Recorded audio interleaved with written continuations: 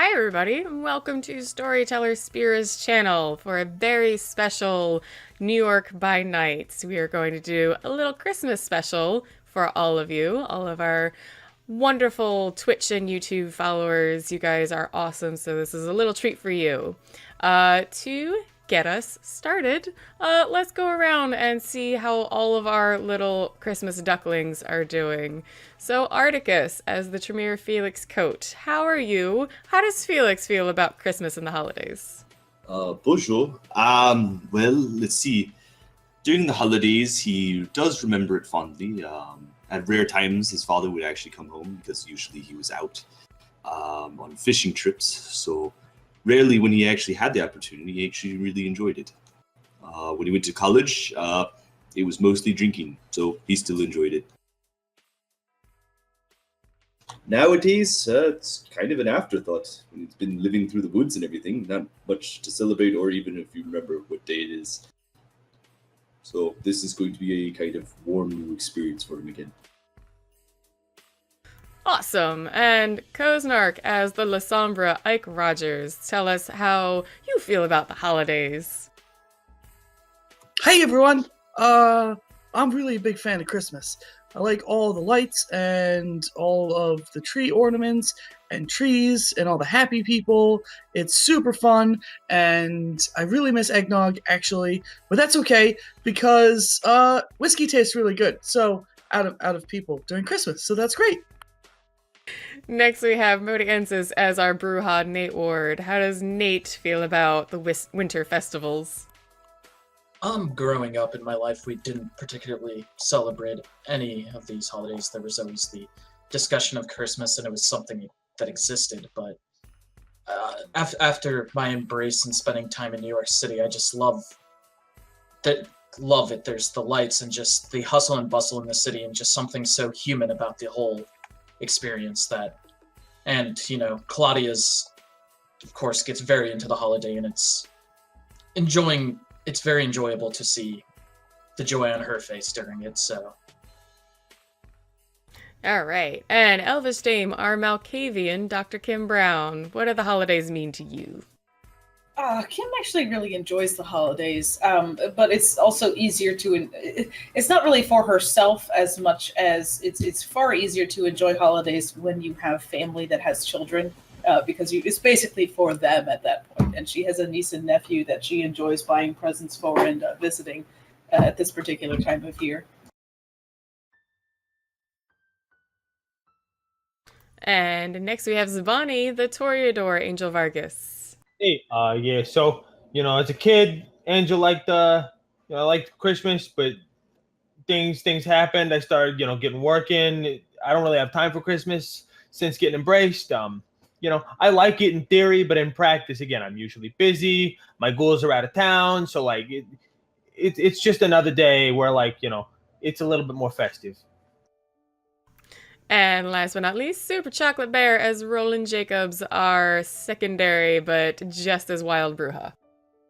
Well, this will be the first Christmas in about 5 years that I'm not spending it stuck in a cabin in the woods with my grumpy sire. So this will be, I'm assuming, much better than what I have been dealing with. But of course, I feel like this one will be more for Clementine than for me. All right. So to get the story rolling, it is early December. Now, keep in mind for all of our viewers, this game is going to be a little bit out of canon. Of course, all of our characters are going to still be their same old selves, but timeline-wise and all that stuff, this is just a bit of Christmassy fun. So far ahead in the future, sort of, compared to the game, it is now Christmas all of a sudden. And Claudia has grabbed Nate up, early in the evening and told him spontaneously that she wants to go ice skating. And of course, being in New York, where else would you go but the Rockefeller ice skating rink? And we'll get a nice picture up for everybody. There we are. So in New York, the Rockefeller Center has this gigantic tree, very annual tradition to light it end of November to start the holidays. And then as is in another tradition, they have this ice skating rink just next to it that a lot of people go and enjoy skating and getting, some holiday fun with their family. So Claudia grabs up Nate, tells him they're going to go ice skating, and says, call the other people, call the other kids. Let's get a nice fun group going. Absolutely. So Nate, after getting his senses and getting together with himself, pulls out his phone and dials Ike. Hey Nate, what's up? Hey, do you have plans this evening? Nothing that was too important, Awesome, you do now. I do? Yeah, we're not sure how long whether you enjoy the holidays or not, but we're going ice skating, and I was wondering if you wanted to come with. Oh, I haven't been ice skating in a long time. Yeah, that would be great. I wonder if I grew out of my skates. Probably not within the past few years. Well, with me going through puberty and everything. It's been a long transition. When do you want to meet up? I'll lean over and ask Claudia, when are we leaving? She had already kind of gone back into her bedroom, and you can see her, getting dressed, grabbing a coat, and just pokes her head out. Now! ASAP, we're going to the rink at the Rockefeller Center if you want to meet us there. Oh, yeah, I'll meet you there. That'll be great. All right, see you in a few. See ya. Next call will be to Roland. So your phone will ring. You have to make the noise. Ring, ring. Hello. Hey, Roland. I was wondering if you and Clementine were busy at the moment. Are you asking us on a date? Yes, I am asking you and your daughter on a date. Except, what are we doing? Well, Claudia had it in her that she would love to go ice skating, and I figured you and Clementine would be perfect people to invite. Oh, Clementine, do you know how to skate? She just kind of screeches with joy. Yeah, are we going to go out? Yes, we are.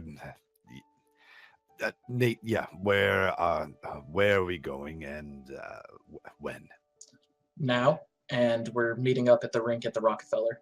Oh, and feel free to invite anyone else if it catches you, if you feel Spear, like it. who am I just gonna scream and invite people without asking you that? Sunshine, Deck, anyone who wants to go skating, I'll come. So Benedict and O'Connell sitting nearby at one of your desks just kind of look up. O'Connell looks not at all interested. In fact, very much like she does not want to go. Benedict momentarily seems not interested, but then kind of laughs and slaps O'Connell on the shoulder, saying, come on, it'll be fun. And then I'll turn towards Felix. Felix, you're from up north. I'm sure you know how to ice skate. I thought you'd never ask. I'm sure. Nate, yes. Me and a car full of other kindred will be there.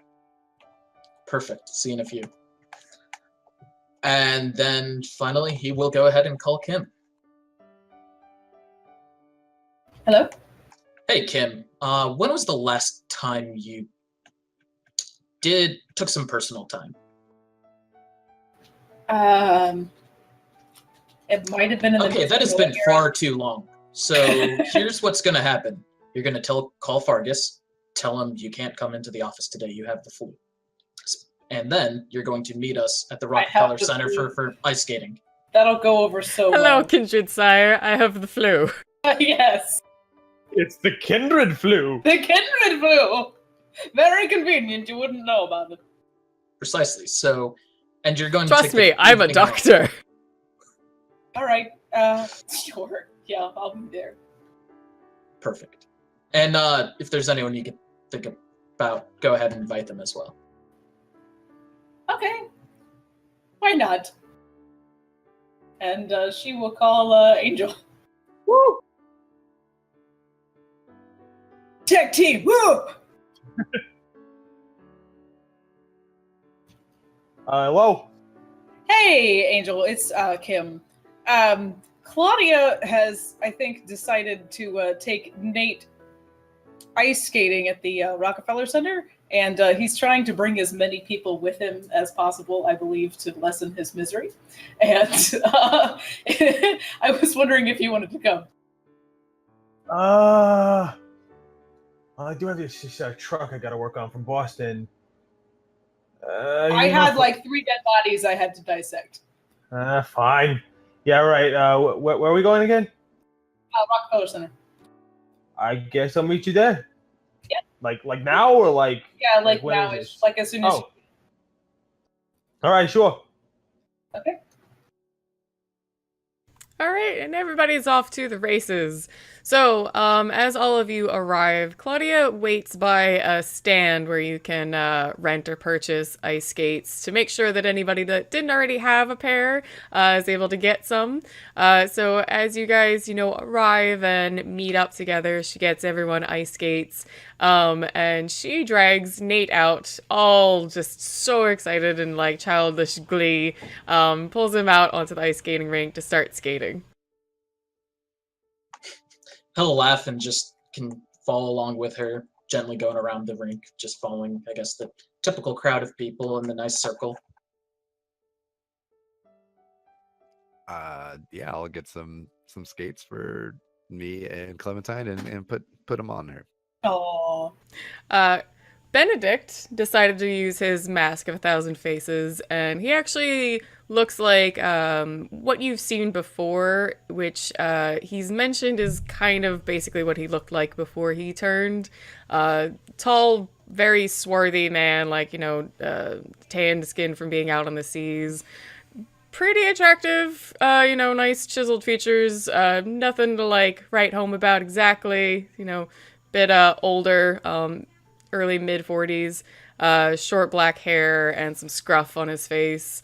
Still has his nicked ear and ear piercings though.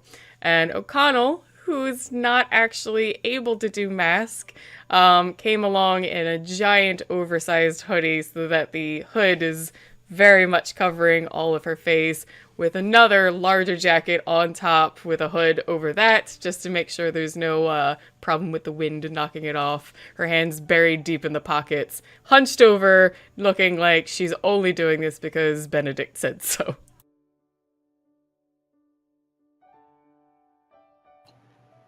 Felix was about to poke Roland and bum some money off him, but then he got his skates, so that was Yeah, I'll get you skates too. Yeah. Felix is kind of more lively or bouncy. I know lively is a very unusual thing for a kindred, but more bouncy and lively than normal. Where's Ike in all this? So, Ike's like a little late, but you see him show up and he gets out of a nice car. Looks like he was chauffeured there. And he gets out of the car and he just stops, floored for a second, looking at the huge tree, and you just see him take off around the ice skating rink right to the tree. And just staring at it like, Tentacles flailing in the wind. not yet. Just give him a couple drinks. Beautiful. Is there Just anyone- starts climbing the tree with them. It's like a cat. It's New York, so are there any like street vendors selling Christmas hats or anything like that? Yes, around the rink there are some vendors. There's a couple that are like, serving some hot food and drinks.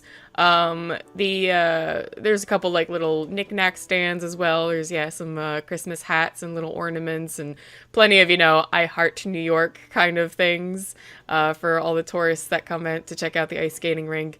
And then, as I mentioned, with some of the windows you see along the actual rink, those are inside stores that are also nearby. I need to buy like 6 Santa Claus hats. All right, so Roland goes and finds his way to a stand that's selling Santa hats and stockings and fun little things like that, and purchases himself 6 Santa Claus hats. Okay, and then I'll go meet Clementine. Obviously gets one. Clem, come here. Then whoever else is around me. I mean, Ike is busy and stuff like that. But number 1 would be Sunshine. Sunshine needs a hat. Does she put it on over the hoods? She'll have to. She has to have her ears sticking out so she looks like an elf. A rotten. She's kind of got like grayish skin and like Hey, dark elf. Don't shame her. So Ike arrives. He gets out of he already arrived and went up all excited to the tree. But for anyone who might have noticed, there is a man in a very nice suit also gets out of the cab with him, walks around with his cane and just stays far off to the side with a very bemused look at everything that's going on. It's okay, guys. This is how we battle the Sabbat with Christmas cheer. Fucking, where's our We will melt goddamn their frigid giant hearts. candy canes, man? Merry Christmas, motherfucker. We will melt their frigid hearts and make them once more remember what it's like to be human. Can you stake someone with a candy cane? You know how like you suck on the end of it and it gets really, really sharp? I mean, my house rules are that it doesn't have to be wood, it just has to go into the heart, so if you manage to get it past the sternum without it breaking, yeah. They do have those like really like fancy like candy cane things that are that far around, so if you sharpen that one, maybe. I feel like Kim might be able to, like, knowing the anatomy, be able to slip it up under the sternum, or in the side this way. But yeah, that's a little bit longer though. Time for you to have a silent night. I'm sorry. I'm done. Don't be. I'm done for now. All right, now this is important, and this is why I asked you all before who could ice skate, because now we need to roll. Hold up, I have not shown up yet. This is the best roll we've ever Angel done. is going to show up late, or a little bit later. He will be in jeans and a fairly new-looking, like, ugly Christmas sweater. Oh. If at some point later you might notice that it still has the tag from Walgreens on it. I love it. And Over the jumpsuit, just pulled it over. No, he's wearing actual normal clothes. Like the third time Okay. they've seen him in normal clothes. Yeah, Kim's actually not in her scrubs either. Yep, absolutely. She's in like a dark, like she's got like a long dark like pea coat and like a red scarf.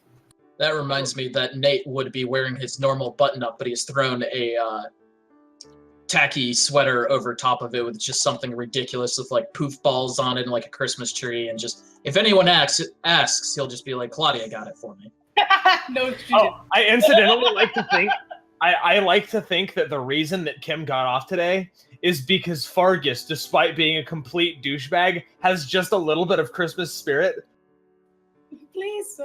And his heart grew 6 times that size that day. Oh no! Nate just got to his heart. And For the Nate- NPCs. Or Kim called him, legitimately said, "I definitely have the kindred flu," and he went, "Okay." No, okay. Merry Christmas. Click. Right. For the kindred NPCs, Benedict, while he did change what he looked like, is otherwise still wearing his old bomber jacket and a ratty black t-shirt and jeans. O'Connell, I mentioned, is as covered up as she possibly can be. Claudia's wearing a very nice kind of just red blouse, also with like a dark long coat, but a very big fluffy scarf like tied several times around her. That's obviously the extra bit of cheer she added. Felix, it looks pretty much just like Felix, except he has a red scarf now. You don't know where he got that. He just pulled it out of his knapsack of everything. And his headband or his bandana has Christmas trees on it. Sure, wouldn't. All right, let's see. Hold on, real quick. Ike, you guys, if anyone does notice, Ike is actually running around looking like one of the scamps from A Christmas Carol. Much to his father's chagrin, he's wearing like tattered rags and stuff, and he looks like one of. And like he's an got 1800s orphan. Yep, exactly. Yeah, like it's his favorite look from the Christmas Carol from the movie he saw. Honestly, people And he's wouldn't got a even crutch bat with an him. eye. And People he's got a would- they would crutch with think him, you so he were- looks like Tiny Tim. Yeah, they think it was People adorable. they would A, think he was adorable, B, think he was part of some like play or something, and he's just some kid like having fun for a second before he has to go back on stage. Yeah, it does. Yep. Perfect. All right, now let's see. Ike, Nate, and Felix. I need dexterity athletics rolls from you, but only difficulty 5? Actually 4, because you said, you had a lot of practice with ice skating. You're all good. Kim and Roland. I'll need rolls from you, but at difficulty 5, because you said you had like some experience. But like, you said it was nothing great. Dex and Dex and athletics. Okay. And then Angel, you're gonna have Dex and athletics against 7, because you don't really know how to ice skate.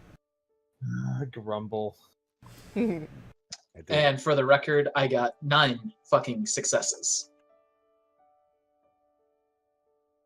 I got 7 successes, boom, 3. which makes me sad. I wanted Angel to flounder so much, but he's got too much dex and too much athletics. Dude, you're pulling off like triple sow cows. And Yeah, Okay, right. Ike. Did you Is that- accidentally a 1 in there? What the fuck? Roll 51. Ike is Canadian, so he does get a bonus. Oh, That's right. That's That not is- fair. I forgot actually- the Canadian bonus. That's So Keep in right. mind, Man. that is only 20 successes. That is not 24 successes. Oh, that's right. There's 4 1s in there. Only for ice skating. He pulled out like 8 tentacles and is just doing backflips and everything. You have the greater than backwards. Yeah, I know. I got 5 5 successes. Okay. All right. So, specifically Felix, Roland, and Kim, you're doing perfectly fine. You're just kind of skating around with the rest of the crowd. Nate, you're trying to show off a bit to Claudia. She dragged you here in the first place. You're going to have a little fun and like tease her. So you do actually exceptionally well. You can like skate backwards and do a couple turns and flips. Angel, even though you have never really like done much ice skating before, you get out on the ice skating rink with Kim, and you look a little nervous and uncomfortable. She shows you basically, kind of how to do it, and just because you're an athletic guy, you pick up on it brilliantly and just start even skating ahead of her, leaving her a little bit behind, just kind of maybe a little annoyed. And then Ike, you are just like a little bit so excited about this, even though you're good at ice skating. You just, you like maybe almost hit somebody and have to like skate off to the side, but you keep your balance. So additionally, as you are all having fun skating around the rink, let's see, I will need... let's just get perception alertness from everybody as well, because some stuff might be happening. My favorite What? role. What's our difficulty? Regular difficulty at this point. Would you see perception alertness? Yes. Yes, I got 1 success. Cool. Woohoo. 2. Kim's just over here eating 4. and everything. Jesus.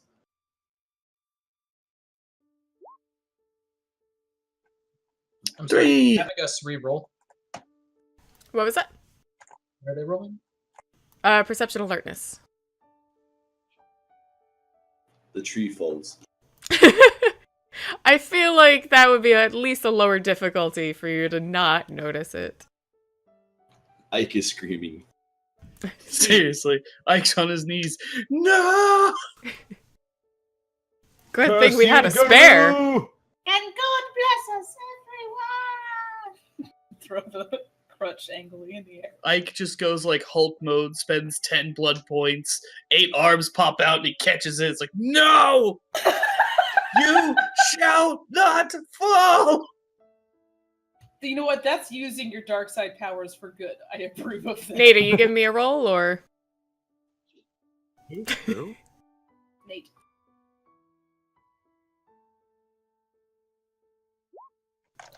Three. All right, Roland. So as you're skating along, you have Clementine in tow. O'Connell is being pretty stubborn at the moment about joining, so her and Benedict are on the outside of the rink, just like leaning on the bar, watching. But you're out there with Clementine, having a good time. You notice one or two people seem to like waver and like almost fall off in this one corner of the rink. And so maybe you think like maybe the ice is like a bit choppy over there, so you take Clementine to skate a slightly different way. Ike, Nate, and Angel, and Felix. You'll also notice this, and like it seems weird, like there's just this one corner of the rink that people are having a little more trouble when they skate by. Kim, as you're skating around with them, you also notice this, but then you happen to be skating by, and just like couple yards away from the area, and you're thinking same thing, maybe like just stay off of that spot, maybe it's a little broken up. Someone, it looks as if like almost like you can kind of see like the wind like push them. They fly forward and they fall very, very hard. Actually, like you can almost already see some blood on the ice from where their face hit too hard. Their leg seems to go a bit of a nasty angle. And even a few people like kind of gasp and start to skate to not hit them, and a couple even try and like stop and check and see if they're okay.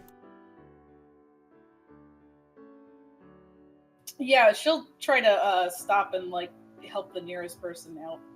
Alright, Kind of lean down close and be like, "Are you all right?" Yeah, go ahead and give me intelligent medicine to see if there's Got it. anything majorly wrong. Ike's gonna skate over to see what's going on.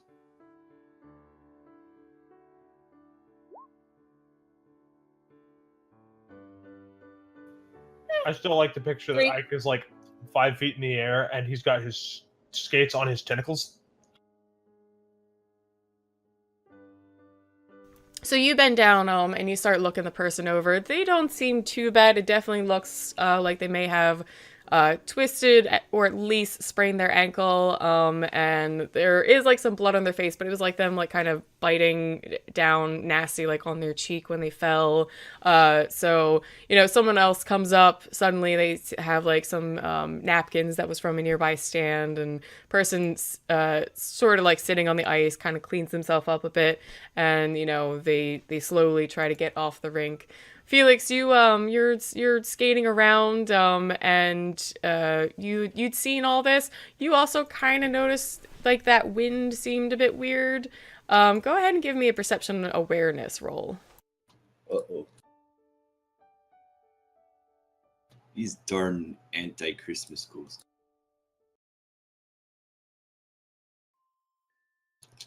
Should I roll that specialty or no?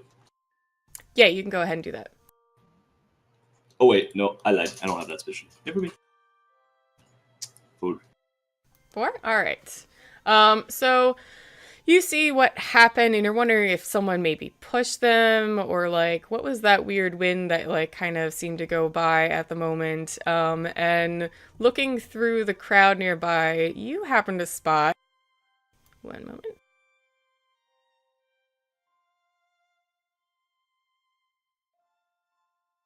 You spot a very, very beautiful woman kind of sitting off to the side of the rink, in a very like old style dress and wearing a large fur coat. Her hair is, very classically kind of curled at the ends, and one side's pushed behind her ear. Very just simple, darker makeup. And she just has kind of this foul expression on her face. At first, you hadn't noticed her. She just seemed a part of the crowd. But looking again, you realize that she is not of this world any longer. She is stuck behind. She is, in fact, a ghost. Well, I will definitely go say hello, because you said attractive. Yes. Yes. Yes. Felix will. Felix will skate over and awkwardly clank. Because you have those shoes on, I guess, right? And she's off it. Clank over to a chair beside her. So she sees you sitting next to her and looks somewhat startled, as if, other people hadn't even realized she was sitting there. So she looks you up and down and says, "Can I do anything for you?"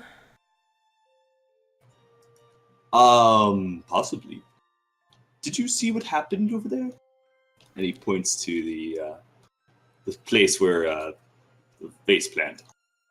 She looks back to the rink, and there's a bit of a sly little smile on the corner of her mouth, but she shakes her head. "No, I can't imagine what could have happened." Is that a lie for me to detect? Yeah, go ahead and roll, let me see what you have. Empathy? Yeah, you can do, manipulation, empathy, and at 5, because you're kind of wondering, ghost sitting here and someone just, had a bit of a weird spill. Yes. Yeah. So Yes. you immediately pick up that this woman is lying, and so clearly that you're sure whatever just happened was indeed her fault. She caused some kind of, little disturbance. Well, it's not normally in the Christmas spirit to fib on certain things. She continues staring forward, doesn't really look over at you, but does speak and says, "How exactly did you notice me over here?" Well, I see you. And your attire speaks of a otherworldly kind of way. She does now glance your way, and kind of just laughs, just, "Well, it's certainly new to have company around here." How long have you been here? To also, follow up with the rest of the gang, Roland, you're still just, having fun with Clementine. You're really focused on making sure she has a good kind of bit of a Christmas outing, since, all the craziness that's happened over the last couple years since, you embraced her. But, Ike, Angel, Nate, and Kim, especially after Kim wraps up, kind of helping that person back up, you'll all notice Felix speaking with a woman that seems not necessarily too strange, but maybe like Kim, you would kind of notice her clothing look very, very, not even vintage, like antique, and just her style seems very old. And you just happen to notice Felix speaking with this woman that other people are walking by and barely even notice.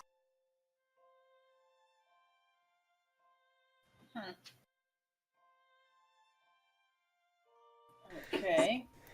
And oh yeah, continue. Good. So Felix, you'd asked her where she came from, or How long has she been here? she doesn't exactly answer you, but kind of shifts her furs up more on her shoulders as if she were cold. Oh, so she just doesn't answer. Yeah, my question. she kind of ignores that question. Well, why are you here? give me charisma empathy. Absolutely. Mm-hmm. With a trustworthy twist. Yeah.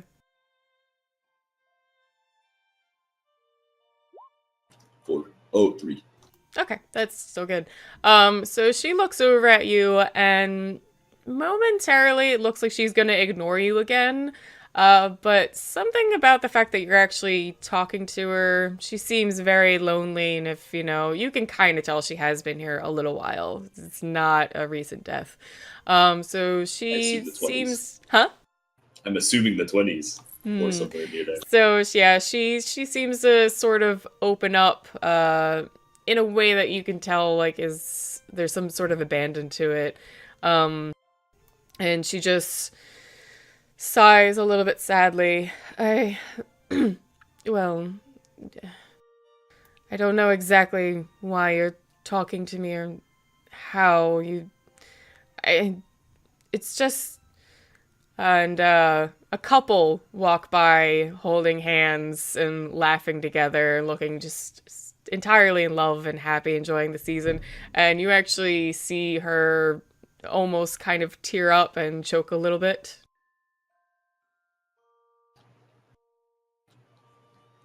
I think I get it a little bit. She casually just kind of wipes a hand near her eyes and shakes her head. I I was here some time ago with my boyfriend, suitor at the time. Do you mind telling a stranger some details? She looks over at you and again seems like she doesn't want to tell you, but has been so alone and had no one to speak with, and this trauma and pain that's been like locked up inside of her, she's just kind of dying to get out. And she weeps a little bit more, says, "We were just here for the holidays, and he'd brought me some presents lately,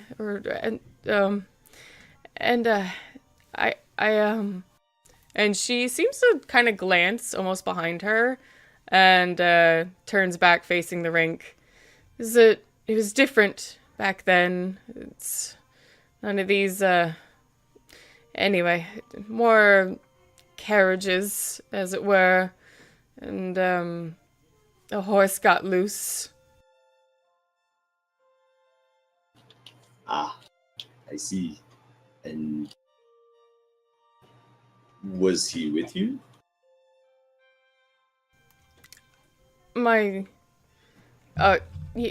He was, but not at the moment. He'd gone off to get me a drink, and coming back, he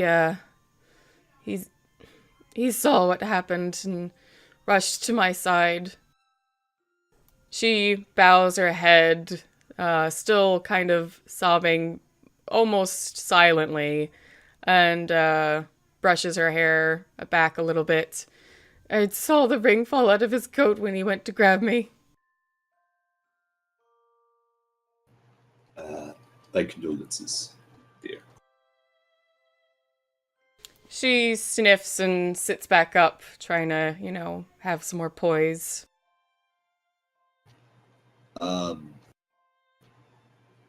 you know if he's still around? She shakes her head with absolute confidence. Like no. Yeah, no. Yeah.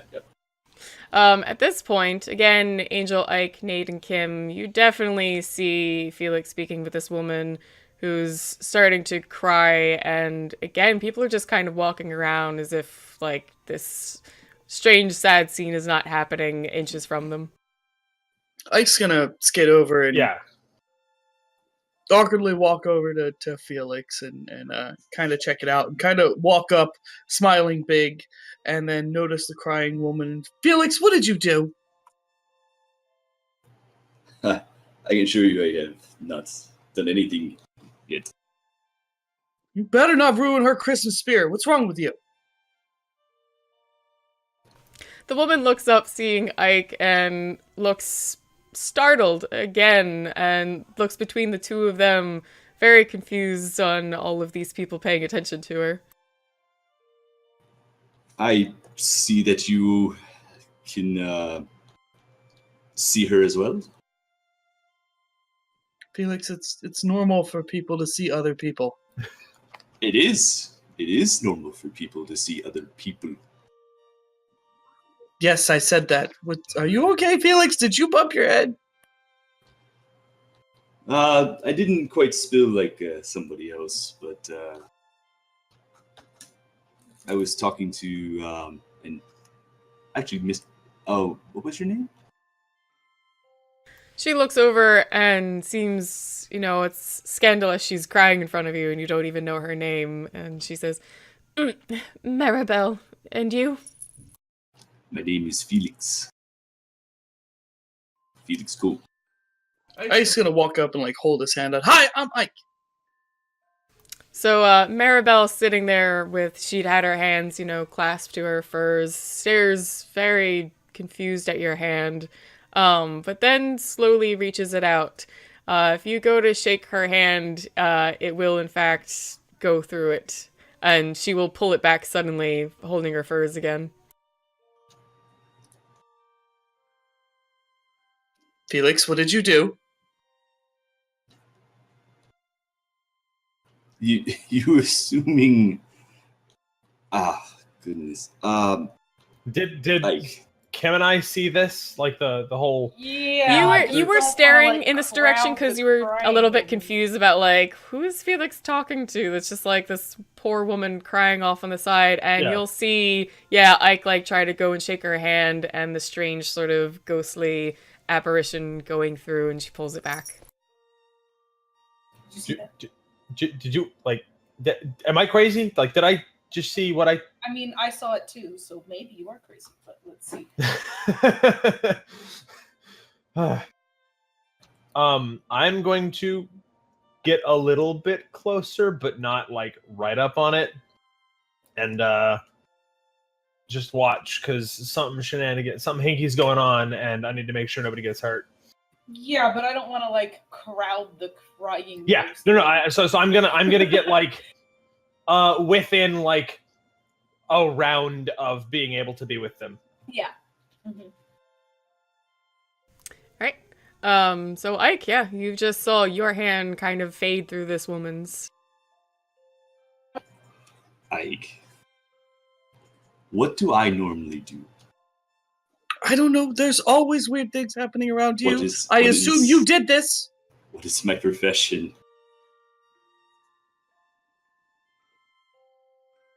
I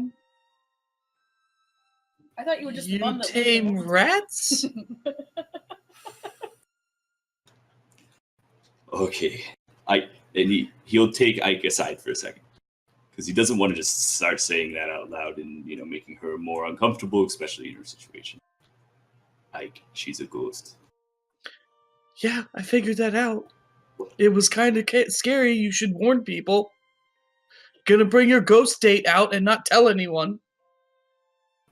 And then make her cry. You're so rude. I see.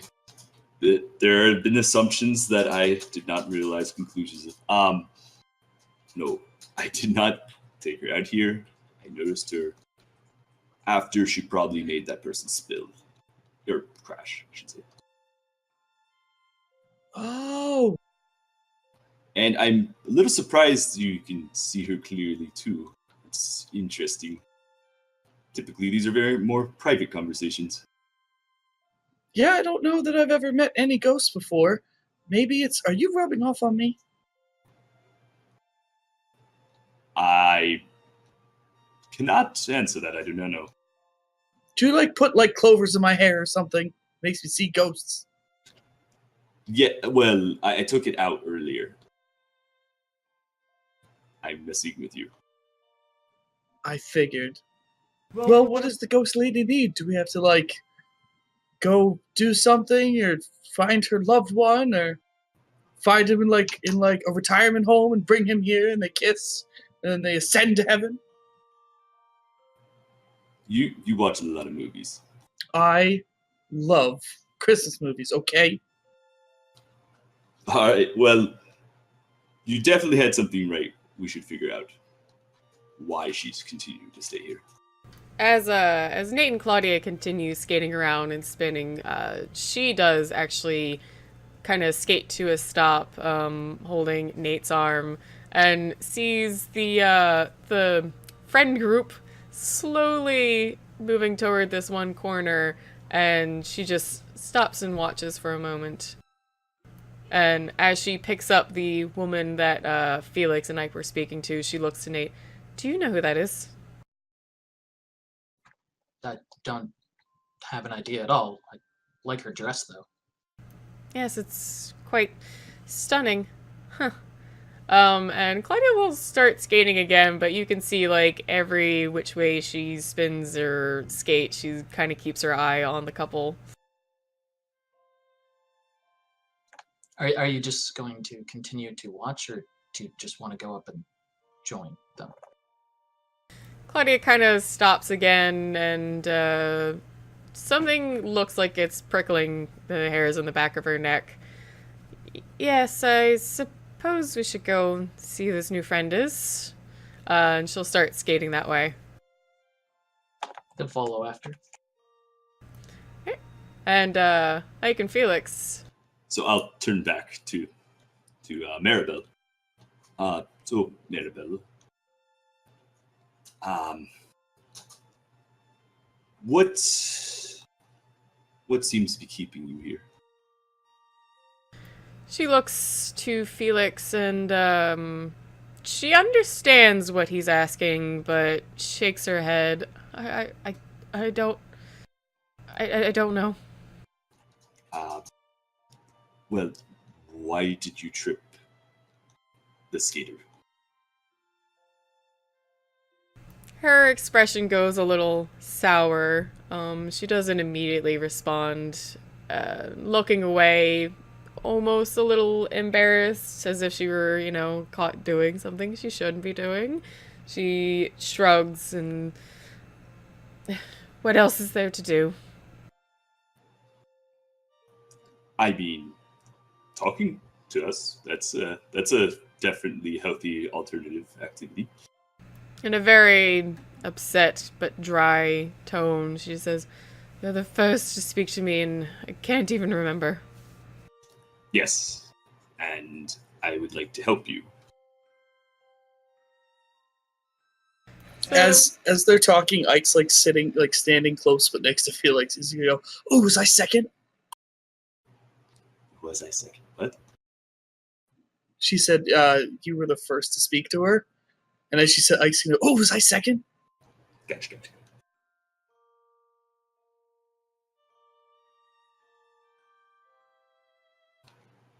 So, I said that to Felix, not the ghost lady. Yeah.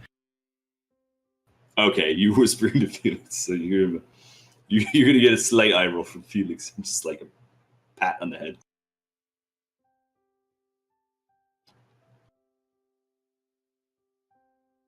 But not like those normal pats, like he's comfortable with you, just that kind of uncomfortable, I guess I'm doing this now.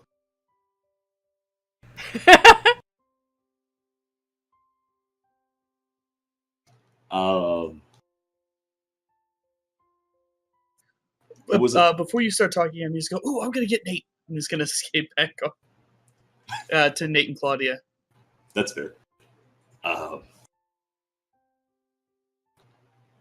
Claudia sees Ike coming towards them, and again, they were heading your direction, but she will stop at least and wait for you to come up. So Felix knows that whole passion thing, right, with them, where they'll do certain emotions to get other emotions out, but it doesn't seem like that's her emotion that she likes. Yeah.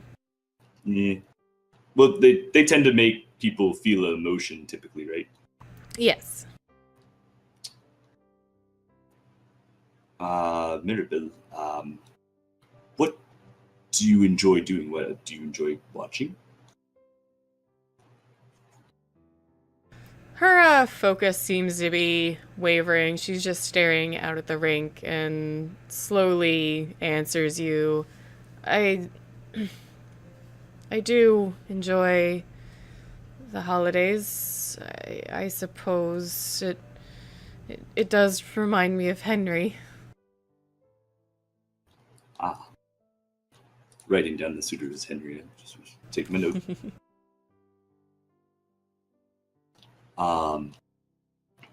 What do you remember that you enjoy the most? Her head kind of falls to the side as she still continues staring forward, and she starts speaking as if it's more of a memory she's recalling than like actually conversing with you. And she says, Henry met me here with a large bouquet of flowers as a gift for me. And he promised we were going to have a special evening. He brought me hot mulled wine, and the little cup had a bell on it he took off and tied around my brooch that she like starts. She has a little gold brooch on her jacket that she kind of, plays with a little bit. And we spent the evening here. It was wonderful, but he went to go and get me another drink, and that's where she kind of trails off. Right. And you said a ribbon tied around her brooch? No, there was he brought her a cup of hot mulled wine that had like a little bell tied to it, that he took that off and put it on her brooch so that it would like kind of jingle as she walked. Gotcha.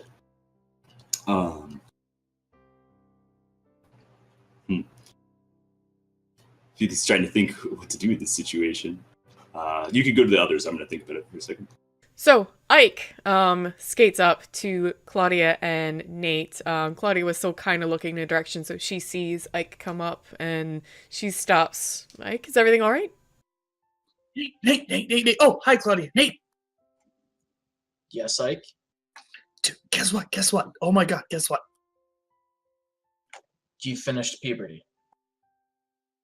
No, I think it's going to take like another 50 years. But I found a ghost. Well, Felix found a ghost, but I can see it. Oh my God. You mean that woman in the archaic dress that Felix is talking to? Oh my God, yeah, she's a ghost. All of us can see her. You can see, oh my God, it's like a Christmas thing, like the movies. Come on, let's go. Come on, we have to go. There's a quest, I'm sure. Let's go. Nate will just sigh and start skating after him. He'll grab Claudia's hand and just pull her. Claudia looks a bit thrown off about exactly what's going on, but she follows along. At this point, definitely Angel and Kim, and even Roland, you're going to see the entire gang heading off in this one direction. I'm assuming it's like we're doing the slow mom, dad, child of like me holding hands with Claire. Yeah. Okay. Do you guys know what they're doing over there? So O'Connell, she was still off by the side, kind of by the outside of the rink, leaning over and watching as you guys skated by. So she shakes her head, and Benedict same sort of looks over and is, got me. Well, it's obviously interesting enough for all of them. Let's go check it out.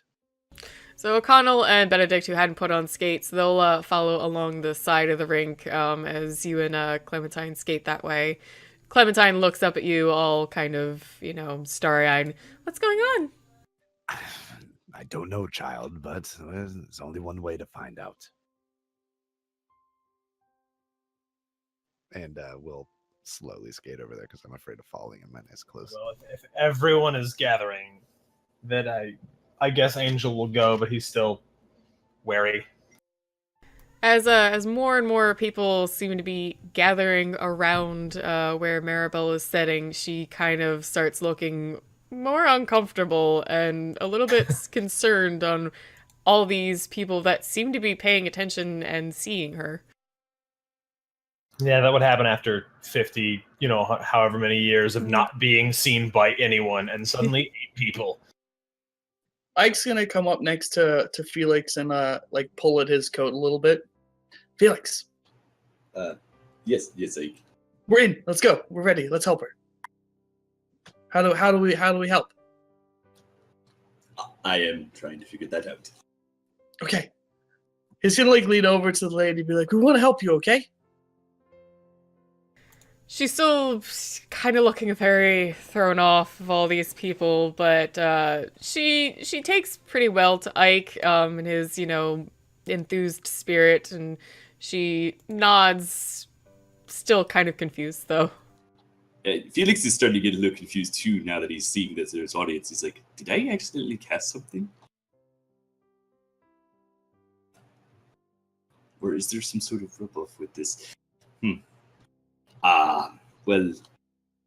Ghosts, I would say the vampires can essentially see ghosts, but unless you've got an inclination for it, you wouldn't notice them. So you've brought the attention to the ghost. Oh, is that how that works? I wasn't sure. Okay, so Felix does know that he did this. This is his fault. Yeah, so it wouldn't be insane for vampires to see a ghost, especially if it was like a poltergeist or somebody trying to do something, but like a lone ghost in a crowd that wasn't expecting to be seen would probably similarly be passed over. Gotcha. If they're actively doing stuff in that area. Yeah. Okay. Comes with the supernatural territory. Very, very fair. Yes, well... Not that any of them would know that, because this is probably still the first ghost they've ever seen. Felix is like, well... they're associates of mine, and, well... My job is assisting with you. And I'm here to help you, as Ike very excitedly said. So... try to think of anything. Try to think just how could we help you?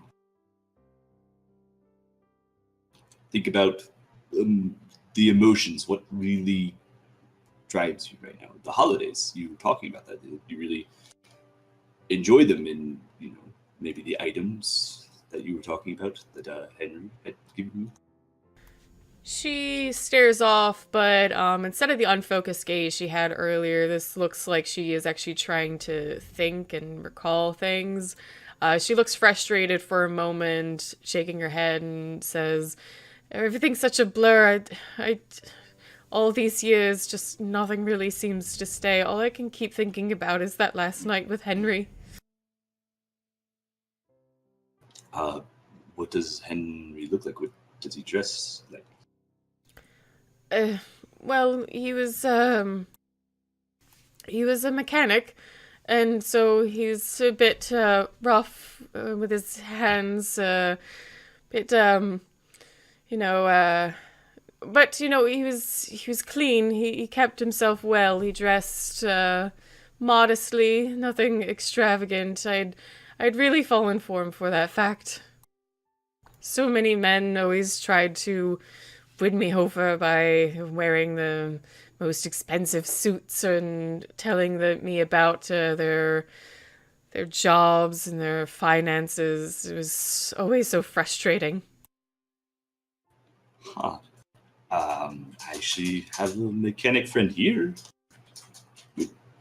Maybe talking to him might help. Her brows furrow in confusion. I don't understand why speaking with someone with the same occupation would do anything. I am reaching for straws right now. Pardon me. But you said, so you dressed modestly. Modest in nowadays is a little different. Are we talking like the hat? I don't know the names of. What's the name of that hat that's like... Cabbie? Yes. Like a cabbie hat and the kind of the... She smiles and nods at that. Yes, Henry wasn't one for, anything too extravagant. Simple suit, average plain colors, nothing too, shocking or... And what did he look like? A beard? A short Clean one, yes, short hair. As I said, kept himself pretty clean. She seems to trail off a little bit, seeming more and more confused about why you're asking all of this. Felix, where are you getting at with this? And please tell me it's not what I think. Claudia with Nate have just arrived. Claudia keeps a little bit more distance, but Nate goes forward, speaking with Felix. Felix, yeah, actually, and he takes who is it just Nate with him right now, and Ike is Ike with him. It should be you, Ike, Nate, Claudia's nearby. Angel and Kim were heading that way, and then Roland the furthest back, but also heading towards you. He'll pull them aside. And, excuse me for a second, Marybeth. Yeah. Maybe. Is this the first time you've dealt with ghosts?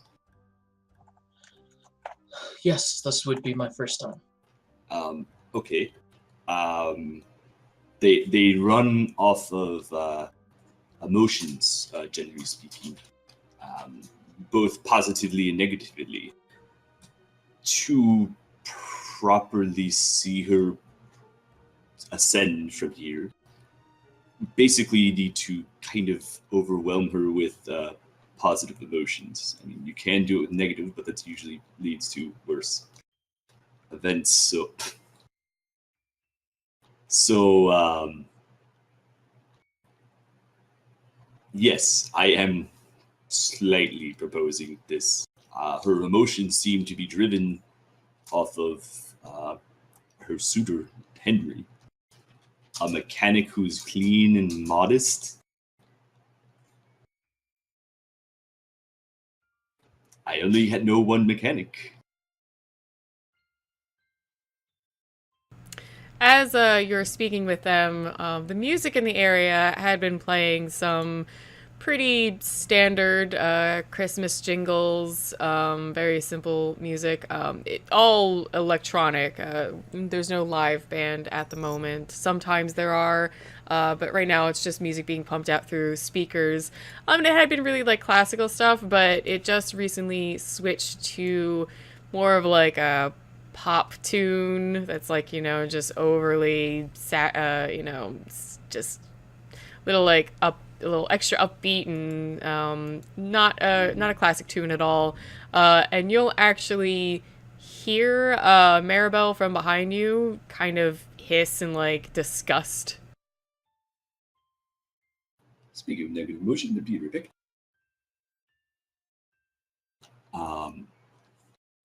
Is everything okay, Maribel? Ugh, I hate this disgusting, worthless electronic dribble that always comes out of these speakers every year.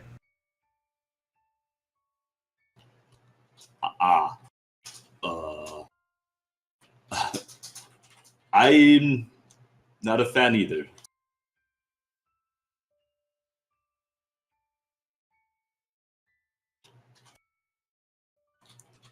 Mostly I don't deal with any kind of technology, so...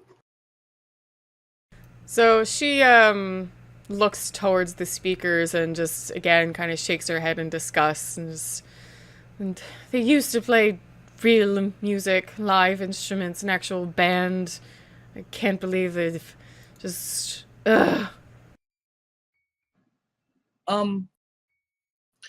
Ike's gonna say, or kind of like look over to Felix, be like, hold on, okay? And pull on Nate, or like grab Nate and be like, Nate, I have an idea. I think I know where you're going with this. Okay, then come on. He'll grab Claudia. No, he'll grab Claudia's hand and be like, "Can I have your wallet?" She's very kind of up and down, looking between everything that's going on and just trying to follow. So without really even realizing it, she just takes it out of her jacket's pocket and hands it to you. What are we doing? He'll just take it and be like, "It's for Christmas," and run off with Nate or with Ike. Money, please. Money, please. So I'm going to take Nate over towards wherever Father is sitting, watching all of the stuff. And once he notices that Nate notices the direction they're going, he's going, now be good, Nate. I'll behave myself as long as he does. It's Christmas, okay? Yes. Father sees Ike coming up to him very quickly and excited and just raises his eyebrows in recognition. Father, I have a bit of a favor, maybe?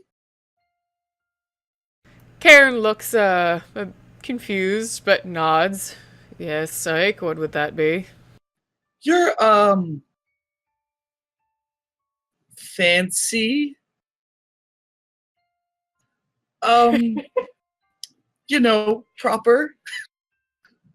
How do you get, an orchestra? Like, not all the people, but, like, just some? For, like, live music.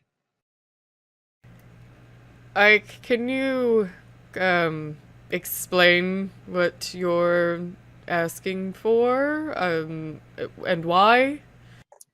What he's asking for is if you remember in the previous centuries when before electronic music, you would have a couple piece ensemble with a bass and stand-up bass, a violin, people playing real music without electronics.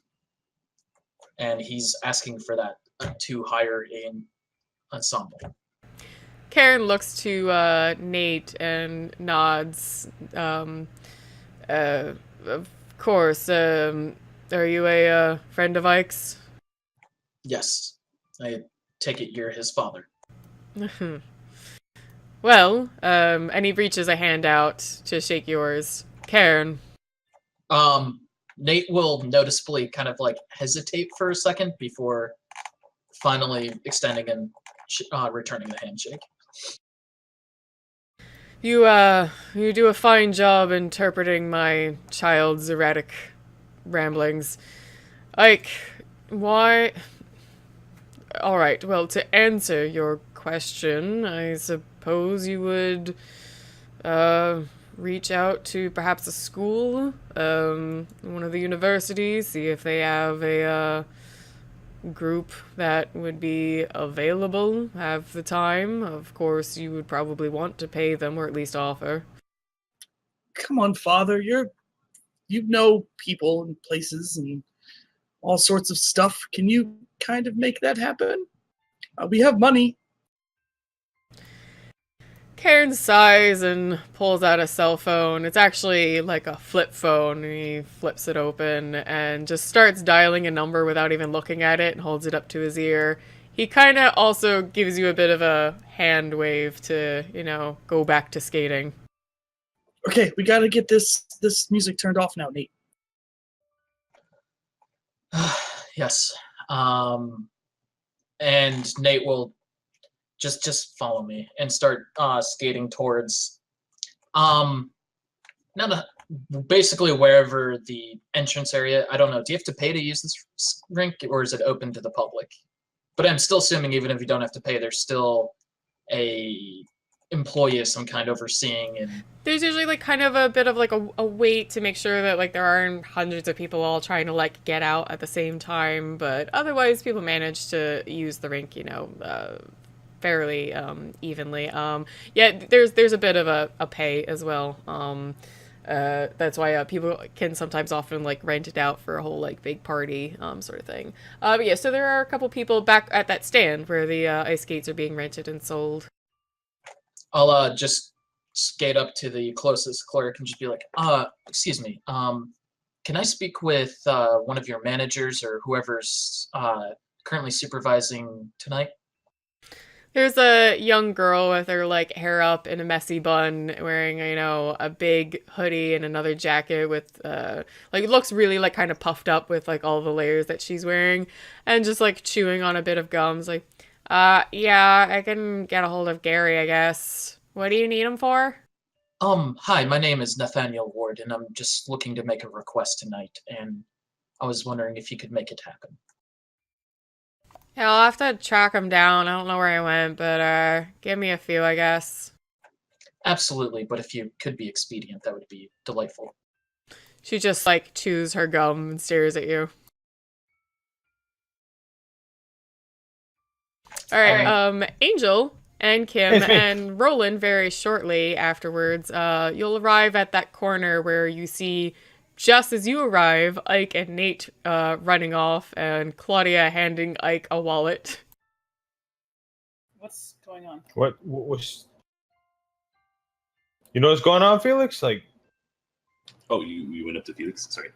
I guess you're with Yeah. the ghost lady. Okay, sorry, I wasn't sure you were there. Yeah, okay. This is Maribel, everyone. Pleasure to meet you. Hello, hello. Maribel, this is Angel and Kim. Who else is here? And Roland. And this is Maribel Clementine. looks up at the new crowd and looks across their faces similarly as before. She has this like kind of look that is a bit distraught and confused on all these people that actually are seeing and speaking with her.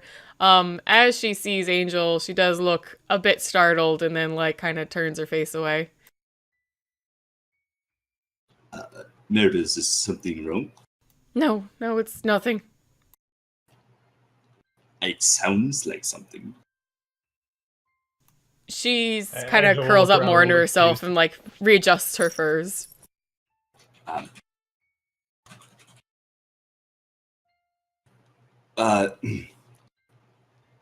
uh, is it what might be wrong? This is Angel. He's the mechanic. She again kind of looks in his direction, actually at this point giving him a full, greeting of a look and nods. It's a pleasure to meet you all. Roland, you were about to say something? I would just introduce Clementine. Was what I was saying. Clementine, as she is often that balance, like a little kid of being, forward and charming and excited, but a little shy, keeps herself close to Roland, but smiles and waves to the woman. Well, now, why are you all here? Is this why we all came ice skating? Yes, this was a pre-planned thing. I myself enjoy regularly coming out just to tell everyone to talk with ghosts all the time. That is absolutely something that I do. We are just a group full of surprises. So what are we doing?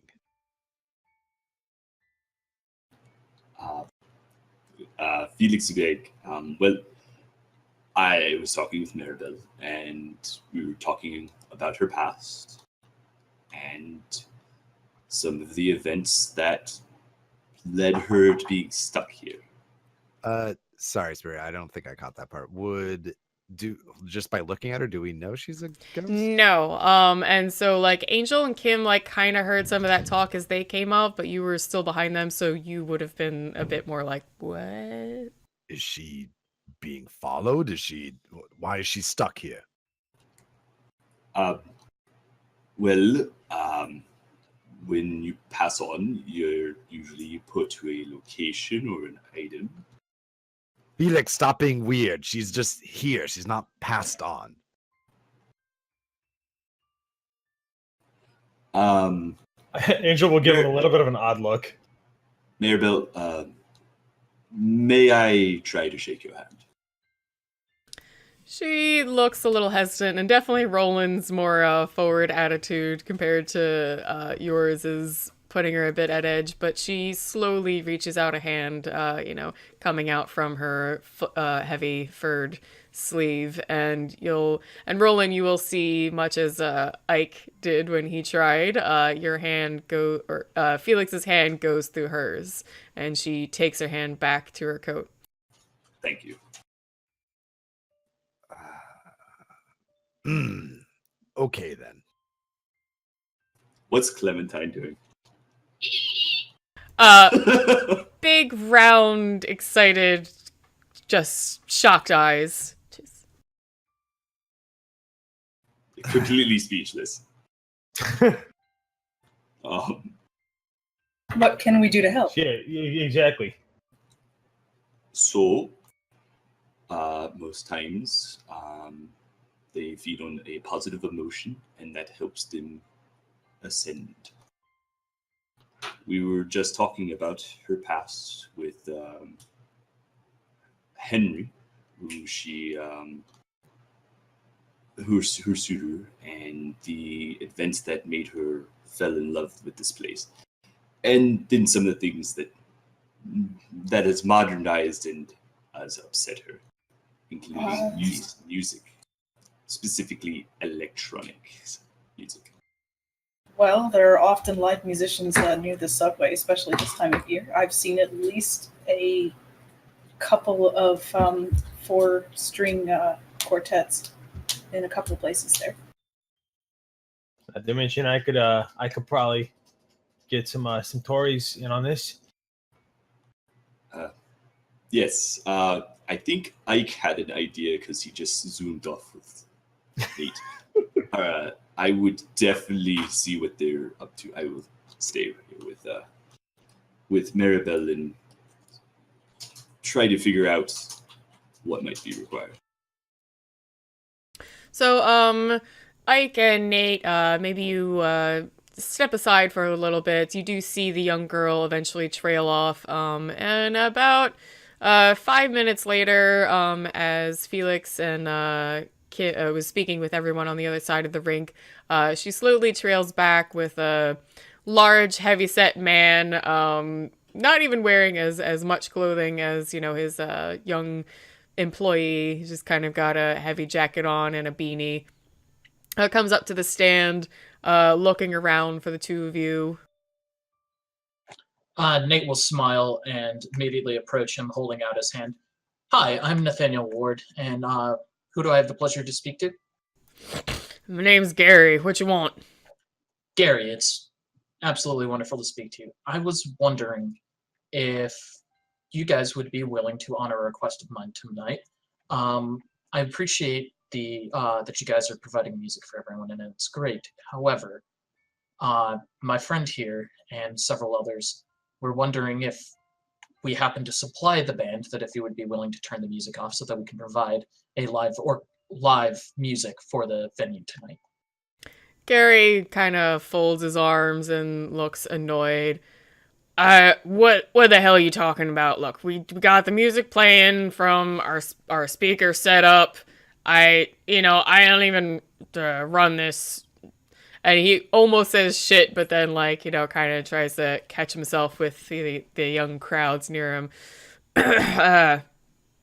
I ain't got zoning for that. I don't know. I could get in a lot of trouble. Man, just enjoy the music as it is. If you want, I can change the track at least. No. I'm sorry.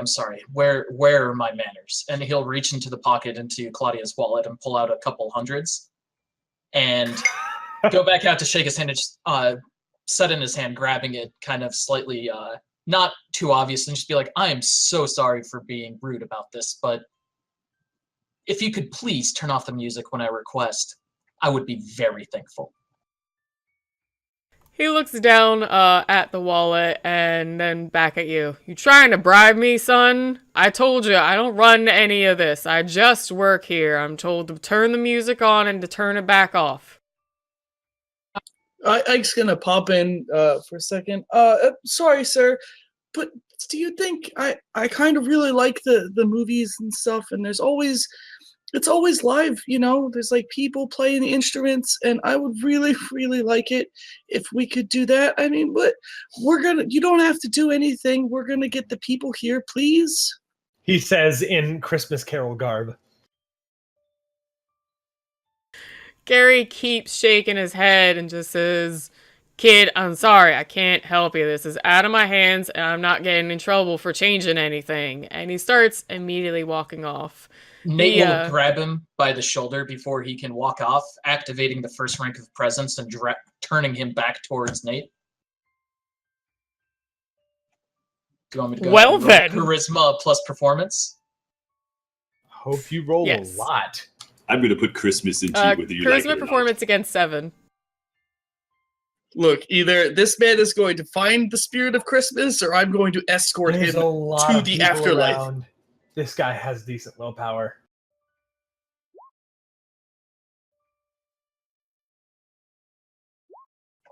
Four successes. So Nate grabs the shoulder of angry Gary and turns around, using his presence, awe, to just pull this guy's full attention and, you know, overgain him with his charisma. Go ahead, Nate, And and make your 19 other request. people, too. Yeah. Let's see. You got 4? So yeah, there's Yep, like that's 20 20 people suddenly kind of turn directly at Nate. Look, it's Christmas, and all we're trying to do is give everyone a little bit of Christmas cheer. And if you could do this one favor for me, Gary, I would be very thankful. His eyes are a little bit, you know, kind of just strangely focused on you, and even the other people around are kind of looking in your direction. The girl at the stand is staring at you. Some of the other people kind of like cheer for the idea, like, yeah, let's get a live band, that'd be great. And Gary slowly nods. I'm gonna leave the music for now. You get a band, and I'll get that set up for you. I'm so appreciative. Thank you so much for going out on a limb for us, but have a Merry Christmas, Gary. Yay, mob mentality. Yeah, you too. And he starts walking off. He'll not turn his head at least a little bit to the girl and say, "Let me know if it shows up." As Gary turns around, I say, "Thank you, Mr. Merry Christmas." He starts walking off, still kind of turning back every so, looking at Nate and just looking otherwise very confused on what he's doing with his life.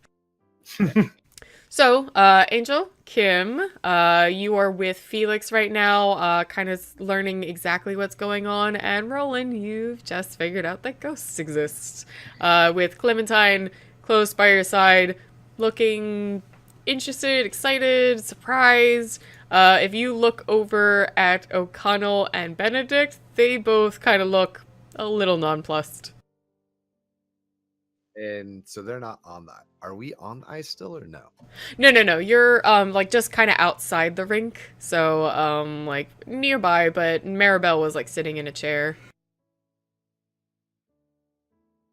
Roland's So- just kind of still and wide-eyed. So, like, Oh. music, yeah, but so what else can we do to help? I believe a bouquet of flowers, some What kind? hot. I don't know, Mary. What kind of flowers did he have? Roses? Similar to when she was having the memory, her gaze goes a little bit soft. She's just kind of remembering the whole scene, and she smiles. No, fuck, what are they called? I've never heard of those flowers. That's a Yeah. flower. Poinsettias. So she smiles and Ah. says, "It was a small bouquet with some poinsettias in it." That shouldn't be hard to do. It's Christmas time. And the hot mull wine, was it red wine? Oh, yes, with a bit of cinnamon in it. That had a bell attached, if I remember correctly. Her smile gets even wider. Yes, there's a little bell tied to the cup, and he put it on my brooch. And again, she kind of plays with her brooch.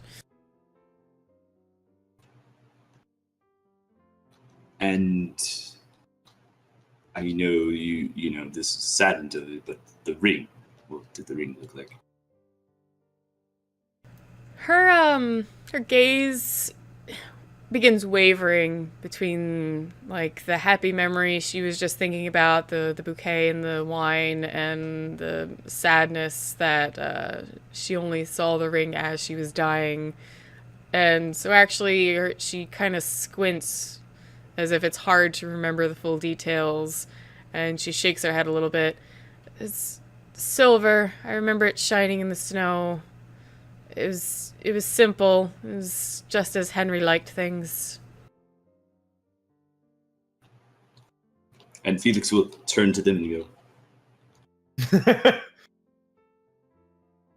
Um, so if we are going to find these things and bring them here, like some kind of Christmas scavenger hunt.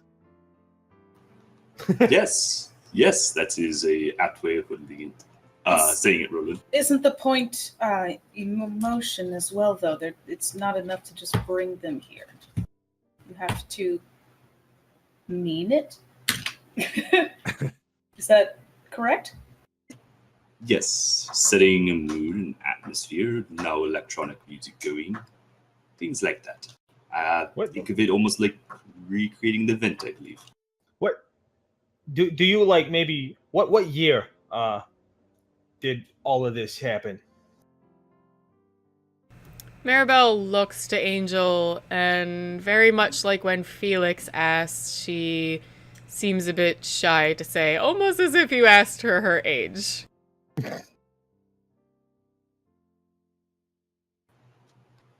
Angel, go ahead and give me charisma and empathy. Uh-oh. That's not my worst roll. Uh-uh.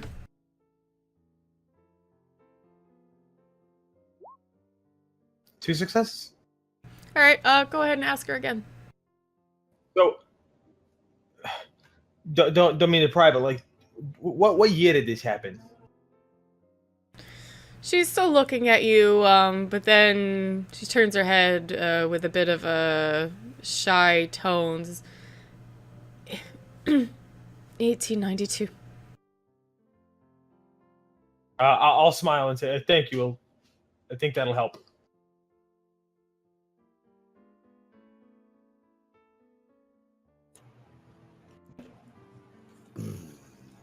If I could speak to all of you over here, and Roland will kind of try and lead the group away from the ghost lady. Felix will Kind have of shuffle on seats. mixed directions, but we'll go over. I think by this time, Nate and Ike will probably be wandering back into the group while we wait for any word from Father or something about the band. Yep. So we are trying to recreate this night. Should maybe Angel stay here to woo her? Is that the plan? And then while we get all the items, and then Angel will. Well, she does keep looking at Angel with those. Maybe they do actually resemble Henry. I don't know if that's Spirit, should I make a roll for that to see if that's kind of really the reaction that I'm getting out of her with my socials? yeah, I would roll. I mean, perception, do we even need to roll empathy. for that? I can do that. Can Nate and I walk up to the group now? Yes. Oh, I thought you guys were in the group. One. We're gonna walk up, and I'm gonna see everyone in the group. Okay, guys, I got the music. Now what? You got the music. Well, Nate's gonna get him to stop the music, and hopefully the band will be here in a little bit. I know a guy. Okay. I'm impressed. Also, Nate will lean it back over to Claudia and hand her back her wallet and just, thank you. I mean, I have a full bar. I'm sure I could get wine or whatever she asked for and a bell. mulled wine with cinnamon.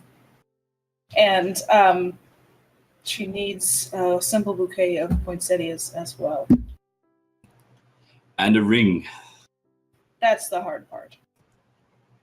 We Because can I don't go remember buy exactly. one. She described it as a silver ring that was very plain. But I feel like that's not a huge deal. is it? I don't know if any old ring would do. She only saw the ring for a brief moment before she passed. Claudia, real quick, kind of sidles around this group. She actually almost like paces for a minute. She seems to be deep in thought, taking in all this information. But then she does sidle up next to Benedict, smiling, and kind of nudges him in the side, and kind of laughs. You know, if Roland does have some wine, I do remember you were pretty good at bartending once upon a time. He just laughs. Yeah, well, Roland, you got the good stuff. I can probably make something up. Yeah, obviously. I have a whole bar at our disposal. So Doesn't mean you got good shit. I've been to plenty of bars that don't. you can sleep outside tomorrow if you want, Benedict. But yes, there's plenty of good stuff. He waves a hand. It's just, yeah, I got plenty of hidey holes. I'm all right. I'll give him a wink and a smile. He knows I'm joking. But yes, I'm sure we can buy a plain ring if that's the choice. Yes, she described it as a simple silver band.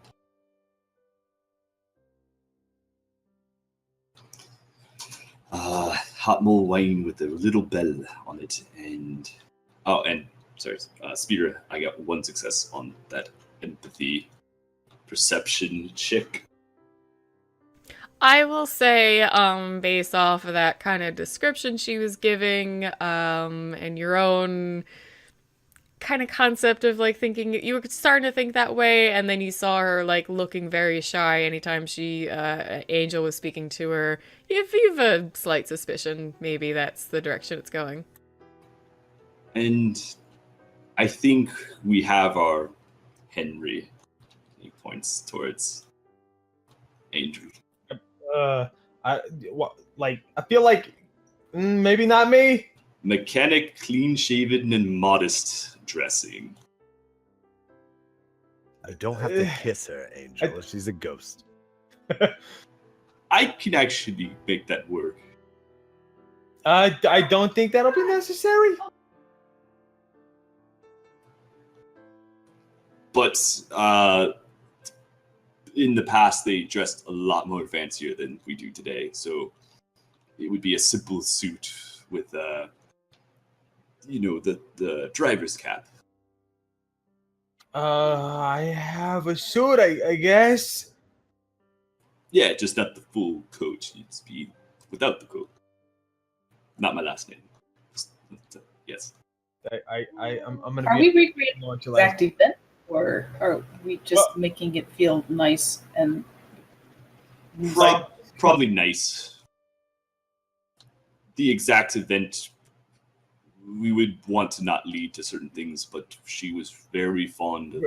I imagine... And he rub his forehead. I imagine replaying the event, but doing it right this time. Yes. then you were gonna have to propose to her. Yes. Yep. Are you getting married, Angel? No, For fuck maybe you, 5 Ike. seconds. For Fuck you, Christmas. Ike. For Christmas, Angel. Yes, I know. Benedict and O'Connell under all of her layers of clothing, you can hear both of them cackling in their Nosferatu gaggly voices. What, Angel? She's pretty, gosh. I guess. She's also, a ghost, so there's that. How close-minded of you, Angel. I mean, you're already look, dead. I like what I like, and I don't like what I don't like, all right? Don't judge me. You're Is it halfway because there. you All went of us are for- halfway there. Have you never done any acting before? It's just a No, role. I've never done any acting before.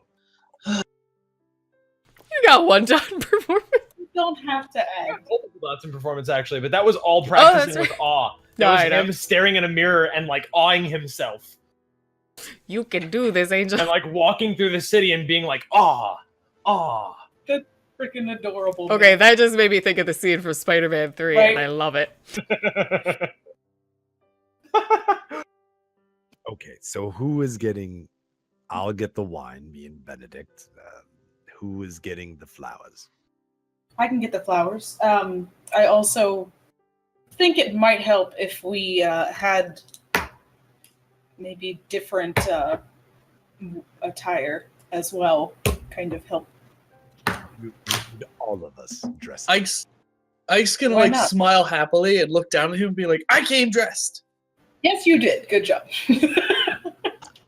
Nate kind of looks and is just like, well, I mean, I have clothes back at the apartment for myself. I'm sure I could find something for Clementine and I. Claudia's eyes light up, and she remembers that just because she remembered that she has some of her old 20s dresses still saved. My clothing is old. It should be fine. It's all right. You're the ghost whisperer, so you can wear whatever you want. See, it's approved. Your clothes And- come from every generation. And so that leaves the ring. Did we figure out what we're doing about that? And there's probably a pawn shop open. We might be able to find one. If we absolutely can't find one, I probably have the materials in my shop. Might take a minute. Actually, a handmade ring might really sell it. Can you make Yeah. it that quickly? That's maybe. I ain't never made a ring before. But You like, never made a cane before either. Hey, Ron Swanson made one in like 20 minutes. I'm sure. and he didn't have celerity. So you could do it in That I 5. know of. But I'd be super thirsty. No, will there be a ghost chick for you? Okay, then I guess we have a plan. Yes. Break, I guess. Okay. Yep. Break. Alright. It's a good plan. Who's going to help? I guess I'll help with the Wait. method Okay. acting So for him. I'm sorry. Who did what? Like who chose what? So Roland agreed he's gonna head off to his bar with Benedict and Claudia, and they're gonna make a little nice mulled wine concoction. O'Connell and Clementine obviously will probably tag along with them. Kim is gonna worry about getting flowers, but also Angel needs to get he wants to get his suit. And between the two of them at least, they're gonna figure out the ring problem one way or another. Leaving Ike and Nate with Felix. The only other thing was waiting on the orchestra to arrive and get the music shut off. And the bell that's supposed to go with the wine.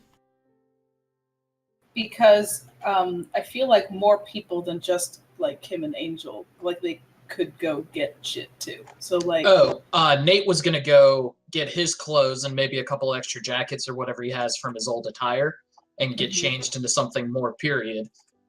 He could bring whatever extra he has that he thinks would fit somebody. And I guess Ike would be waiting for his father's band to arrive. Ike is going to introduce Father to the lady because Father is very, very old. They would get along wonderfully. Felix is going to stay with a ghost lady because he can actually interact with her. We can all interact with her. Yeah, Felix can definitely do But a lot everyone else is more. leaving. If anything goes like raise spikes up, he has. I feel bad like leaving someone behind. Oh, No, That's what he I'll be loves. with Felix and the ghost and Father. all right.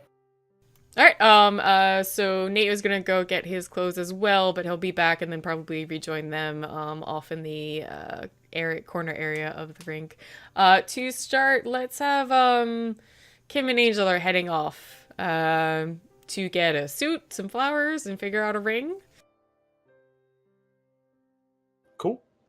So, Yeah, did you, Angel, take your own car here? You would have had to Yes, I park did. a while. Okay. I But- specifically pictured taking my own car. For sure.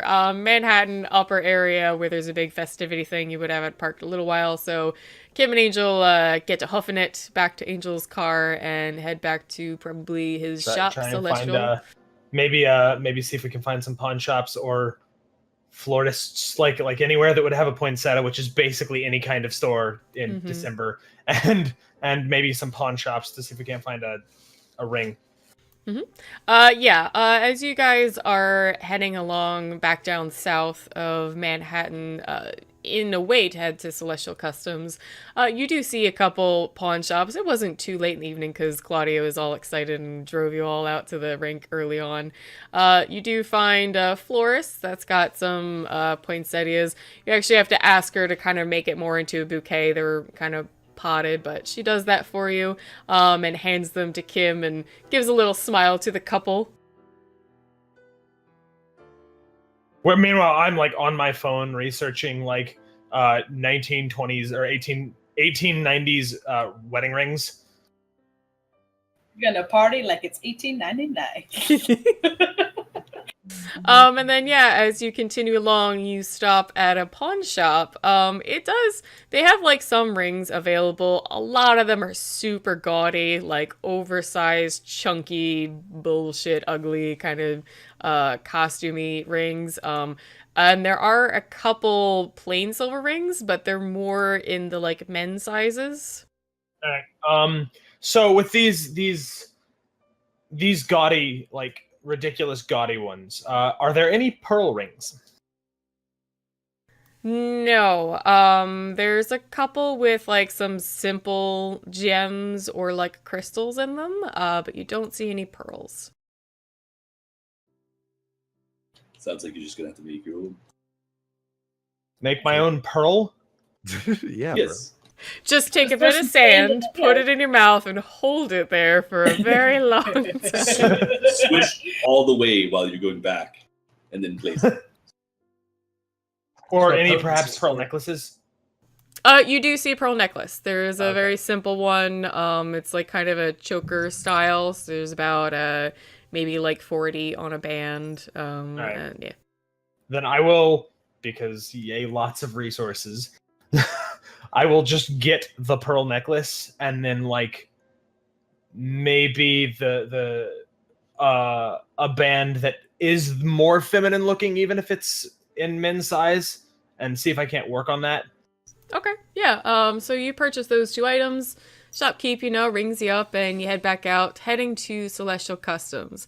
It's holiday traffic in New York, so you're going to be in the car for a little while. Yep.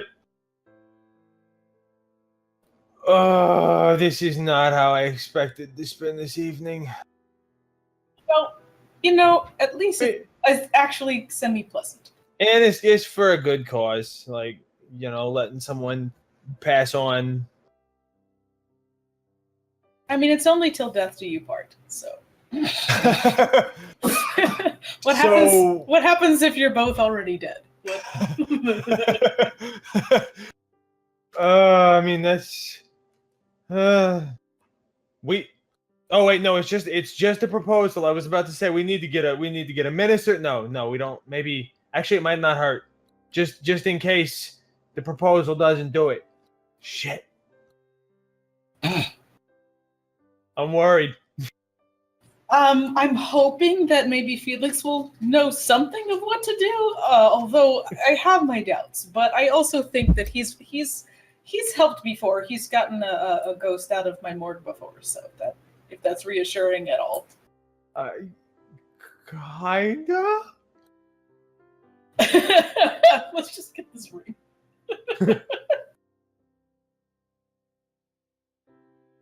So you guys chat a little bit while you're driving, and you finally arrive at Celestial Customs. Angel, you pile out of your car, heading back to your personal shop in the back. You do see maybe like a couple of your ghouls spot you and give you that like general expression of like, everything all right? I actually said that the reason that I didn't invite them was because they were off visiting various family for. Okay, well then just your regular, like the Yeah. couple people you have at the shop that keep things up. They're just kind of like, eh? Yeah, I'm good. All right. Back at the rink, Ike, you wanted to go grab somebody? Yeah, I'm gonna grab I'm gonna grab one of the hats that Roland bought and go run over to Father and like put the hat on his head, just kind of like smiling, messing with him. I know he tolerates it for fun. He sees you running up, but as he's, very stoic, just as confused on why you're running with that hat until you jump and throw it over his head. Ike, what are you doing? Do you want me to ghost father? His brows furrows. Well, and he looks around the whole kind of skating rink. What are you talking about, Ike? I met a ghost, and she could maybe use some company, and I don't know a lot about the 1890s. He's gonna like sheepishly dance around that. You get a pretty genuine chuckle out of Father, though he's still also kind of like shaking his head. He's, lead the way. I'll lead it back over to the girl, the lady in the fur coat. And Nate, I don't think you left just yet, so as Ike brings Father over, Nate and Felix, Roland and Claudia and the two Nazis as well kind of see Ike bringing this very dapper fellow over to the area. I'll walk up to the group and I'll go, everybody, this is Father. Father, these are my friends. bonjour. Hello again.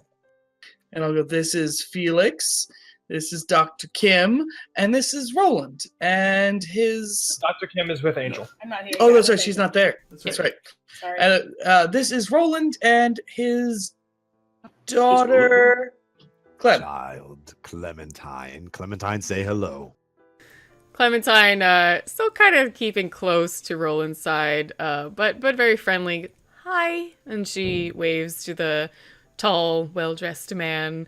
Karen looks around the whole group, giving plenty of friendly greeting nods, and even reaching out a hand to one or two people.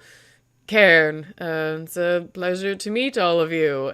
He definitely has a bit of an amused look on his face since it's kind of a motley crew. But Claudia sort of side saddle steps closer to Nate after hearing the La Sombra of the group say it's his sire, and she just kind of looks side glance at Nate.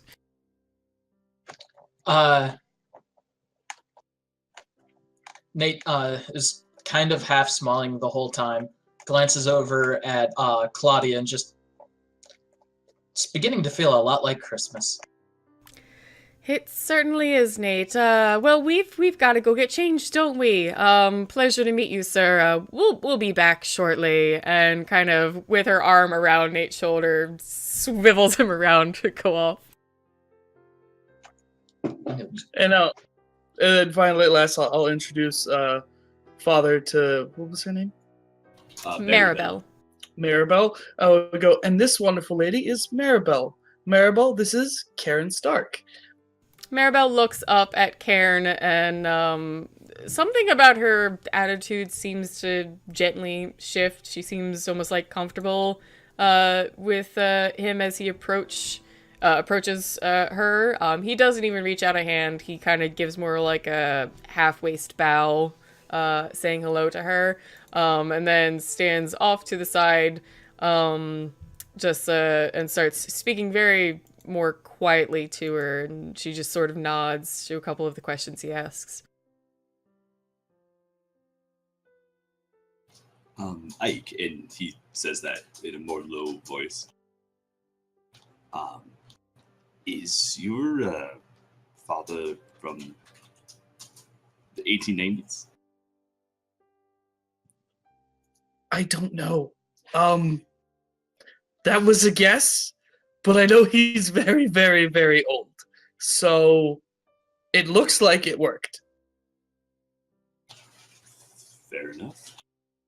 Yeah, Maribel does seem to be getting a little more comfortable, and they're speaking in a low tone, and there's still lots of people, walking around you, speaking at higher volumes. There's, a couple people are a little drunk. It's, a good time around. So them speaking a little bit quietly, you can hear some of the conversation, but he's definitely just asking her very, proper, pleasant, kind of things. Yeah,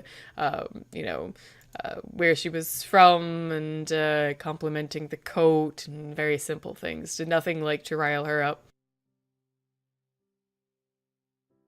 And he'll look at Felix and go, I thought something maybe a little less anachronistic might help her calm down. Good idea. You're a very good ghost whisperer yourself. It's for Christmas. We have to. Or Christmas ghost wonder. Yeah, yes. Ooh, can I get a card that says that? You can buy any card you want. I don't have money. So Claudia rushes Nate off, and they walk out to the street to grab a cab back to their apartment. Once they sit into the back of the cab, you see her, as she often does, kind of run her fingers through her hair when she's a little bit flustered, and she looks back to you. This, that your first meeting with him? Yeah, he's interesting. Well, good. I mean, Claudia shakes her head a little bit. Ike is perfectly trustworthy. I know at least probably 3 others in the city that I have had no worries about, so maybe we have a couple anti-tribute on our hands? I don't know if I would go as far as to anti-tribute, but we can at least be civil. Of course. Did She you goes. say that? No, they're in a cab now. Just Claudia and Nate. She goes quiet for a moment, staring out the window, and then kind of looks back at you and just starts laughing. So a ghost. The driver, you even see him like glance in the back window, but doesn't pay attention because Christmas, lots of drunks. Who cares? Yeah. Hopefully I have enough coats in my closet. Think we could pick up a few cabbies and bowlers and whatnot, and I'm thinking about just, anyone in the audience throwing a nice jacket or cabbie at them and try to set the atmosphere some. Claudia waves hands. I've actually got a couple in my closet. You know I have a hard time throwing things away. Absolutely. So, small little cab ride back to your apartment, which is a little more further north in Manhattan, not too far away from the Rink. She gets out, and you both head up into the apartment. She walks into her bedroom and starts keying in the pin for the door that's in the back of her room that leads to the little secret stash away of guns and all kinds of fun miscellaneous things she has from, just her age, her being a primogen, all those fun things. And she kind of actually whistles for Nate to come into the room with her. He'll follow her. So Nate doesn't come into the room very often. It's not that Claudia is like too secretive about it, but it's like kind of a personal space. But you walk in and you see her gun cage filled with quite a number of rifles and pistols and things like that. But you then see like a couple kind of standing dressers in the back, wardrobes, and she opens one furthest to the back. You even see like a little bit of dust come off of it because it hasn't been open a good time. And there's quite a number of dresses and blazers and hats and even some shoes that are from around the late 20s, early 30s, from before she was embraced. I like the collection. She turns and smiles a huge toothy smile at Nate, just obviously reveling in the fact that she's about to put some of these on that she hasn't in a very long time. So you see her rifling through the dresses and like kind of eyeing them up and down, deciding if she likes the blue or the green, and waves you over to look at the suits. So she has men's suits as well? Yeah, a couple. He'll just kind of finger through and just be like, this one. Alright, and then she points at to grab the rest of them, like put them in a bag. She picks up one, kind of laughs. It is more form-fitting one, but still big. She says, "This might work for Nate or for Ike, maybe." He's at least got the urchin thing going down. I mean, close enough. With the rest of that, they gather the things and they'll get ready to be heading back to the rink. There is one thing that on the drive, on the drive, Angel's gonna be like, "Oh shit, Kim, you need to like call somebody because we need to know what ring size it is because I want to try and make sure it like actually fits." Oh shit! Oh crap! Can we even? She can't touch anything, huh? Well, Felix did say that he could like fuck with that. I don't know. I just it'd be better to take a little bit of extra work than not and have it like mean the difference. I guess so. Yeah. Hold on, let me call Felix.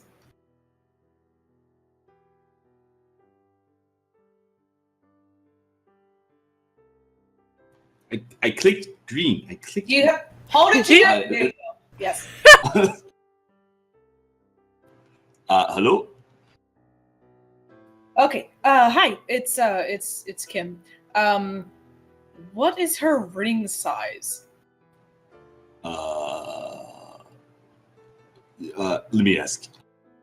Maribel? Maribel looks up. What is your ring size? She looks a little confused for a moment, and then holds up her hand. I suppose the average size for a woman? Okay, I'll tell them that. Average size for a woman. God, you know what? Thank you. Ike, Thank you hold for on. asking. Before he hangs up, Ike's gonna nudge. Ike's gonna like lean over to Father and just ask, like, "Father, what ring size do you think she is?" Karen looks down at Maribel and puts out a hand, like very just like a simple palm up. And Maribel, would you mind if I see your left hand? She reaches it out, essentially putting it in his hand, but just sort of like just above. He looks down at her fingers and nods, turning over to Ike and smiling, says, I would say about a 4, 5 at the largest size.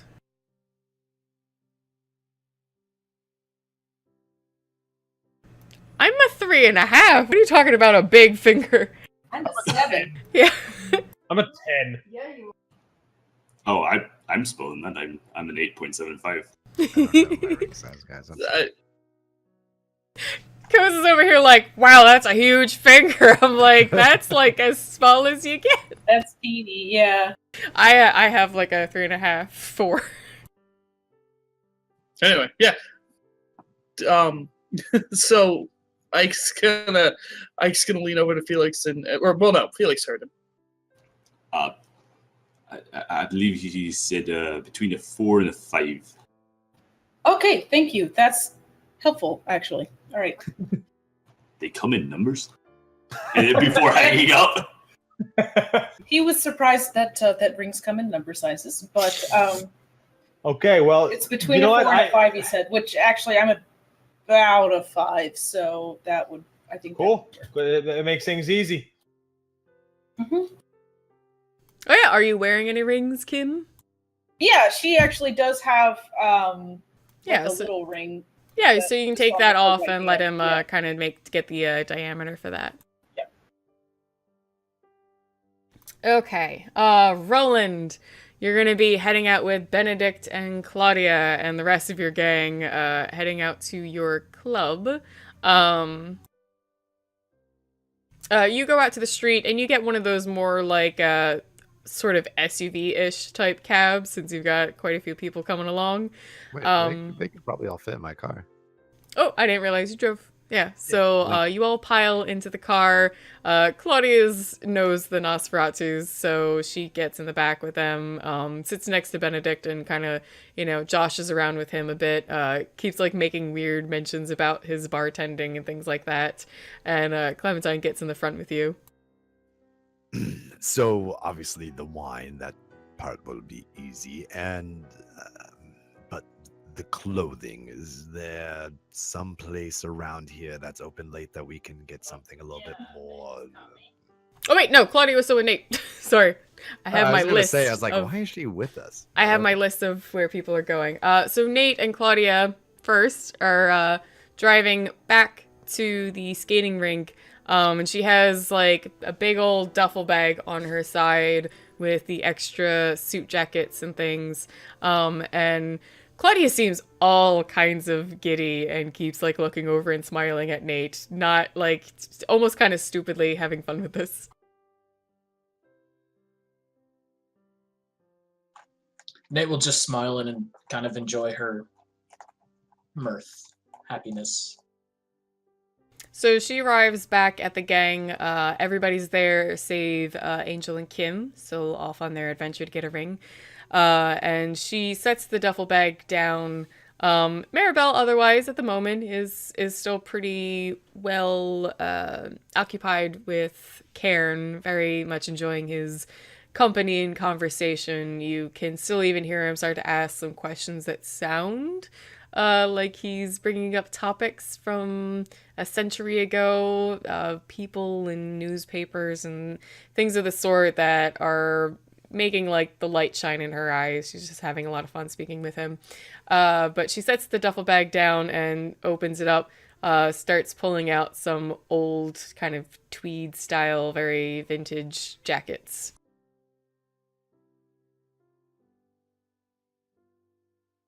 Handing a couple of them to Nate to see who they might fit best or work with. And he'll just sort through them with her and just be like, all right, this one's best for Angel, and distribute them out.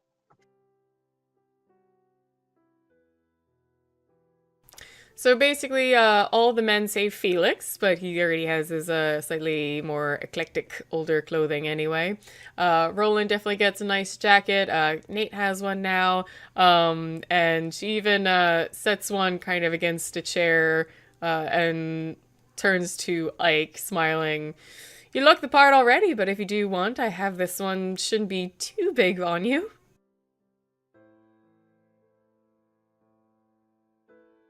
Ike goes like narrow-eyed, looking at it, thinking for a second.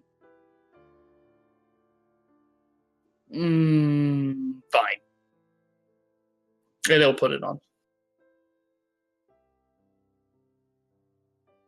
Claudia claps her hands and looks around the group and says, all right, next on the list. And she'll turn to Roland and Benedict and O'Connell. Gotta get that wine. She'll look back to Nate. Are you staying here or coming along with us? I'll stay. I gotta make sure that the music is taken care of.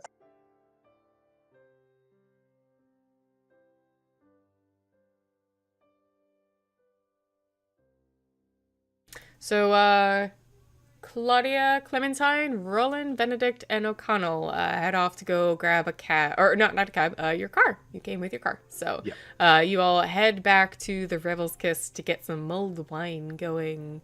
At the rink for now, though, Felix is still there with Ike and Nate as Father continues keeping Maribel basically occupied and happy. Yeah. We're also going to keep an eye out for the music and stuff. I'm going to watch with Nate. Yeah. All right. We're going to go back to Celestial Customs then real quick. Angel and Kim, you've arrived. Kim, you've gone into Angel's back office. It basically looks like a large car shop, but kind of scaled down for like, just a few people working on special orders. But Angel definitely has several different kinds of machinery back there. All right, so I guess I'll get working on this first ring I've ever made. That's gonna be new. Yeah. That's all right. Let's figure this one out here. I also need to get flowers. Oh, you got the flowers already. Those Oh, are I in the did? car. Okay. Oh, I'm sorry. Never mind. You're good. I downtimed it. Thanks. Okay. Sure. Yeah. Let's. So I guess anything else you can think of while I do this? Yeah. I'll take off my ugly Christmas sweater before I start working. Don't want to get that messed up.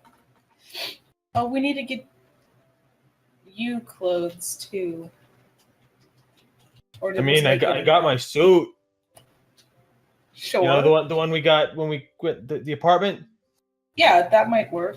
Do you have like a coat to wear out of it? I thought Felix said not a coat because what was his name? Henry didn't dress up super fancy. Okay, but not super fancy in the 1800s was still a suit.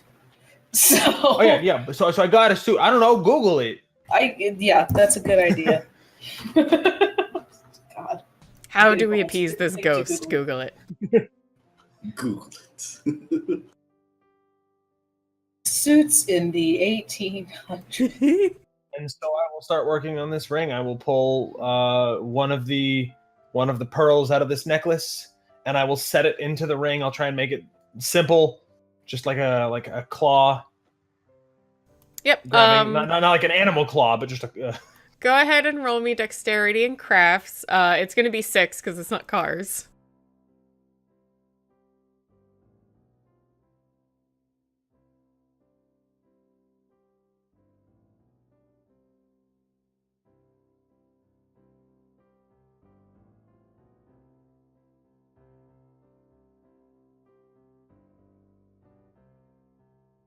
And you know what? I might as well. I'll spend a willpower to guarantee at least one success. Sure.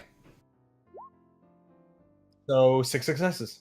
Nice. All right. So Angel goes to work turning this slightly larger ring down to a smaller size and in embedding the pearl into the top of it. As he gets to work, his Toreador obsession with beauty and style and things being perfect and up to his standards takes over, and even though it doesn't actually take him all that long, he winds up creating quite a beautiful but simple ring with a pearl near the top.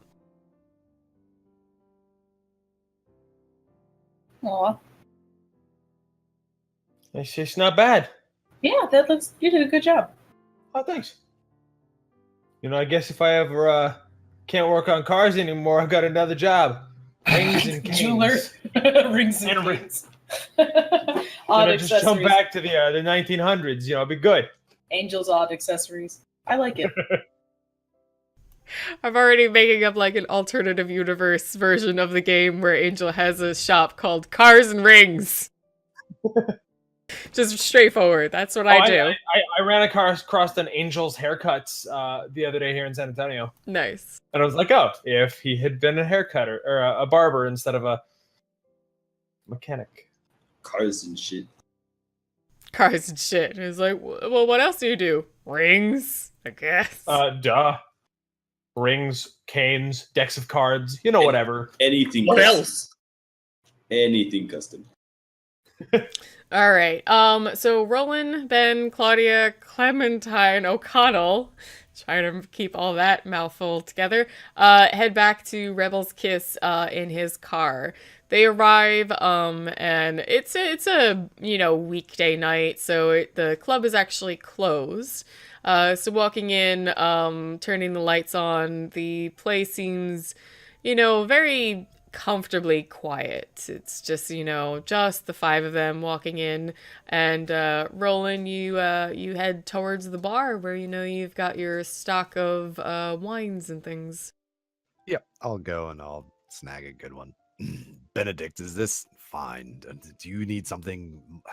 You're a bartender. You know where to get it. Benedict walks behind the bar and almost kind of like, not shoves you out of the way, but like in a friendly, like elbowing way, like pushes you off and bends down and starts rifling through your wine collection. Claudia comes in and sits at the bar, smiling, just kind of enjoying this weird little adventure they're all on. O'Connell sits next to her and drops the hoods off of her head and kind of laughs, but more in an almost like sarcastic way. The hell did you get us all involved with? It's not like it was my choice, but I guess you were there. Some ghost, I guess, is just normal now. Benedict finally picks out a red wine, sets it on the bar, and you see him kind of just in a flurry get to work. He goes and finds a little plug-in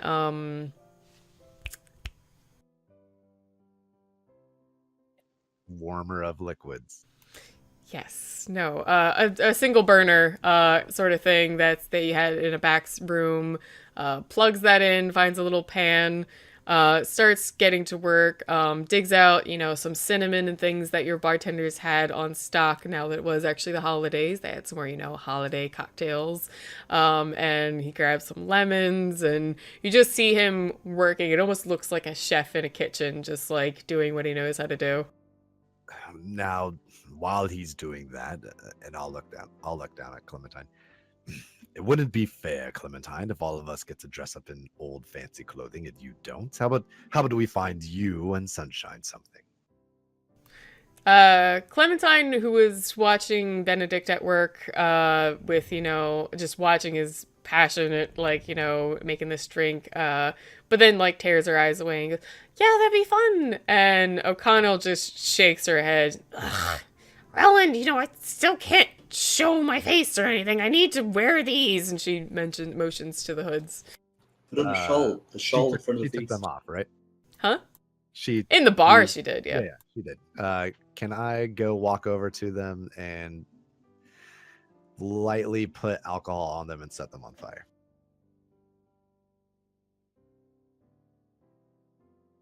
What? Sorry, last bit? Oh, I'm going to set her hoods on fire. Roland doesn't like them. Merry Christmas, everybody. If she's coming out, she's going to be dressed like an elf. I'm only going to Let's say humiliate her. no entirely because of Rotschreck and, vampires are like kindling. Right. You can maybe take scissors and try and get at her. Scissors to them then. Okay, but this is going to be a resisted roll because she's nothing to be messed with. Yep.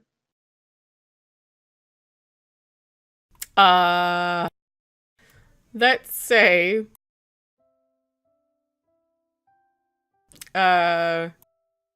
dexterity and brawl for you to get a hold of her to do this. And she'll be dexterity. She doesn't actually have athletics, but she's gonna be dexterity to try and get away from you. Hold on. No, she took them off though, I thought, right? No, she Or has were her the coats on. She just took the hoods off of her Okay. head. That's why I was like, oh no, they're still on her. I thought you meant they were on the ground or on the table or something. No, she's wearing the coat. She just took the hoods down. Okay, then never mind. Okay. O'Connell. I thought you were I'm gonna walk up to O'Connell with fire and Set her just... on fire. No, I'm sorry. I thought you meant the Just grab a hoodies. can of hairspray. O'Connell, it's Christmas. How many times do we actually get to go out? We can figure something out. You don't need to be out in those hoods. I went out with you, Roland. I just can't show this. Benedict is actually still in his mask. He didn't bother to drop it, and he's still just kind of working on the mulled wine. He does actually look over his shoulder and as much as I'm for Nosferatu rights or whatever the fuck you're talking about, Roland, I will agree with her. So if your face looks quote unquote normal, then you would. O'Connell looks annoyed and kind of goes, well, yeah, except I can't. And she motions toward Benedict. Can't do that. Roland will quickly take out his phone and call Nate. Yes. Hey, Modi. Yep. Ring, ring. Modi. Hello? Nate, how quickly can you get down to the Rebel's Kiss? I mean, I can be there in a few minutes. What do you need? I need you. Hurry. It's semi-urgent. All right. He'll click and immediately wander off to find a cab. Roland will turn and give a big toothy smile to Sunshine. I can feel like you'll see Nate take the call and start to leave. Hey. Oh, I'm just heading to the Rebel's Kiss real quick. Roland needs something from me. I'll be back in just a few. Now, about the clothing, do any of you know where we get something that looks like it's from the 1890s for women and girls? Benedict shrugs as he's still working on the wine. At this point, he just has like a spoon that he's like kind of slowly stirring around the wine with the cinnamon and all the other flavors he's added, and says, I don't know, pawn shop will probably get you something. The what shop? The pull-in shop? Pawn shop. But Claudia, after he mentions that, just says, well, I do have a couple coats back at the Rink. She looks at O'Connell. You know what? Give me a second. And she'll actually just rush out of the bar. Okay, well that... O'Connell looks more and more annoyed.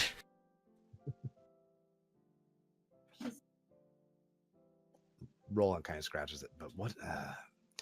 is there any late night boutique? I don't know. There has to be some kind of weird vampire that has old clothing that sells it at night. Benedict just chuckles and says, Claudia's got it handled. Don't worry about her. She's got some saved, I'm sure. Okay. All right. Well, then fine. And Roland will pull up a chair next to Clementine and sit and watch Benedict work.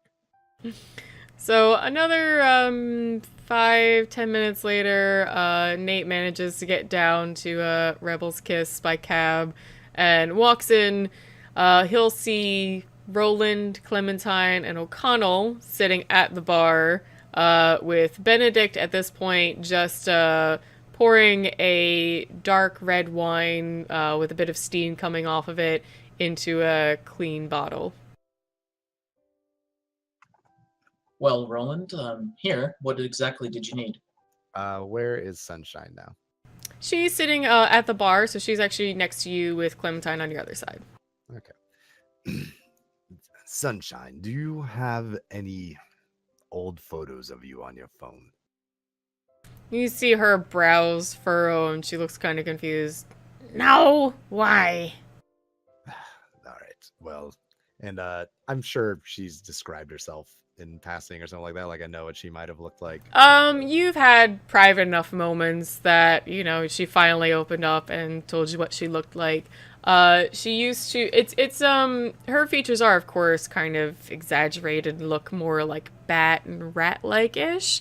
But otherwise, like, her actual facial structure, like where her cheekbones and chin and everything like that's all pretty much the same. She just had more of a petite nose, a flatter forehead, definitely not the giant rat ears, and she used to have long curly brown hair.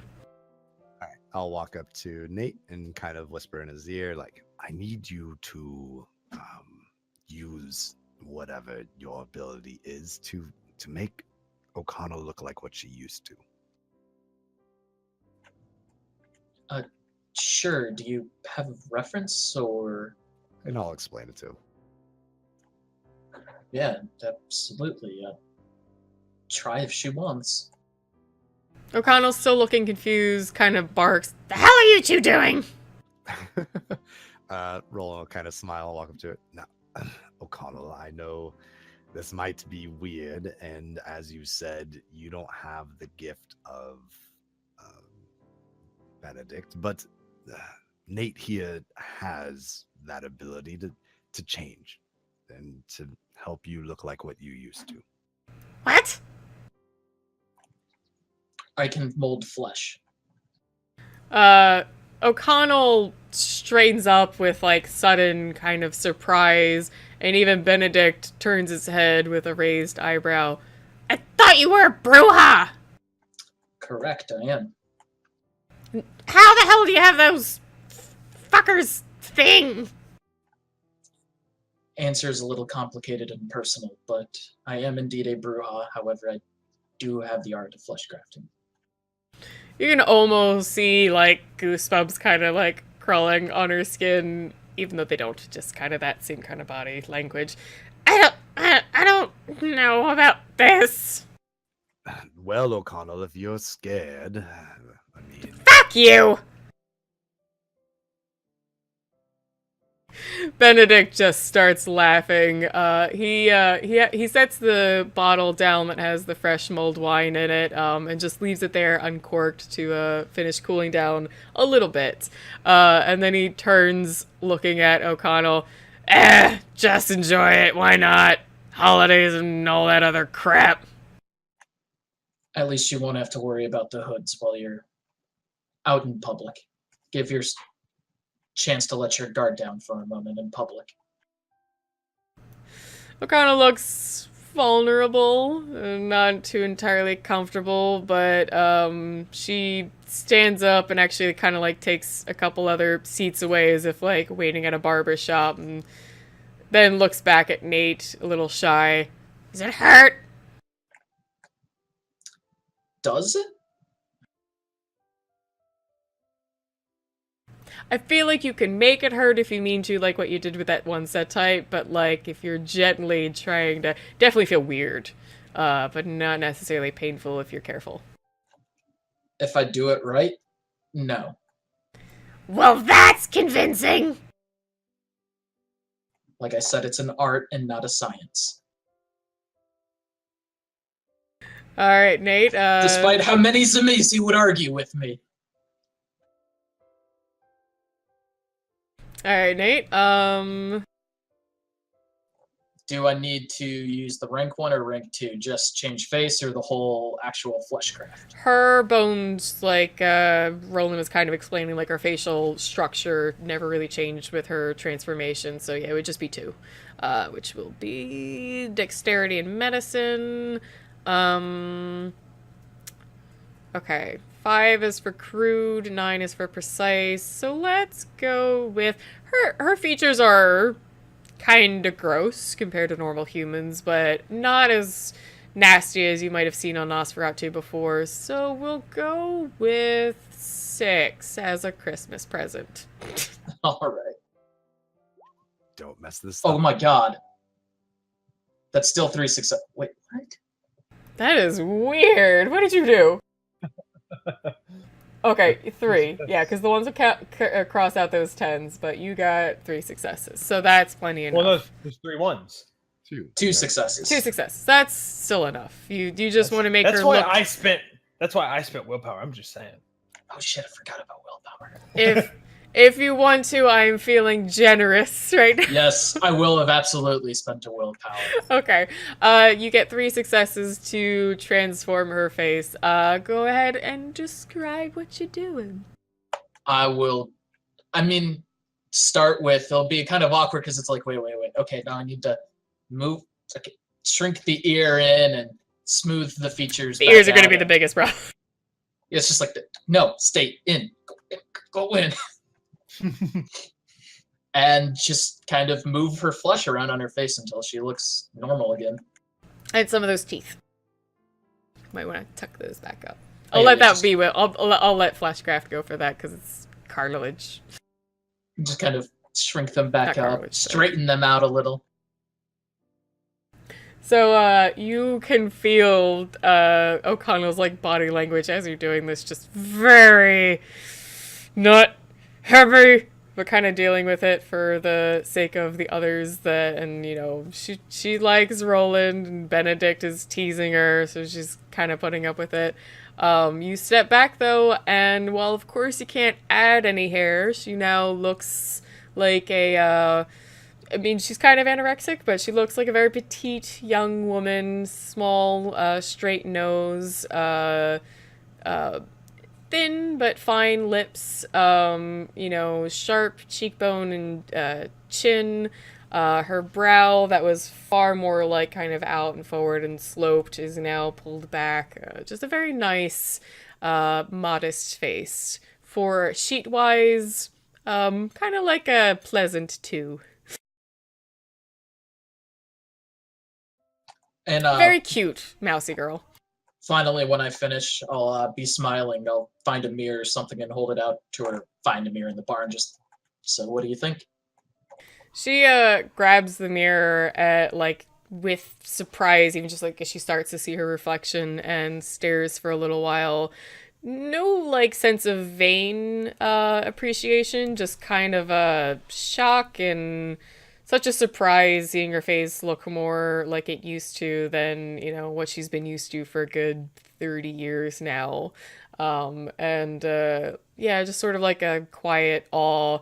She'll slowly put it down and just kind of refuse to look at anybody.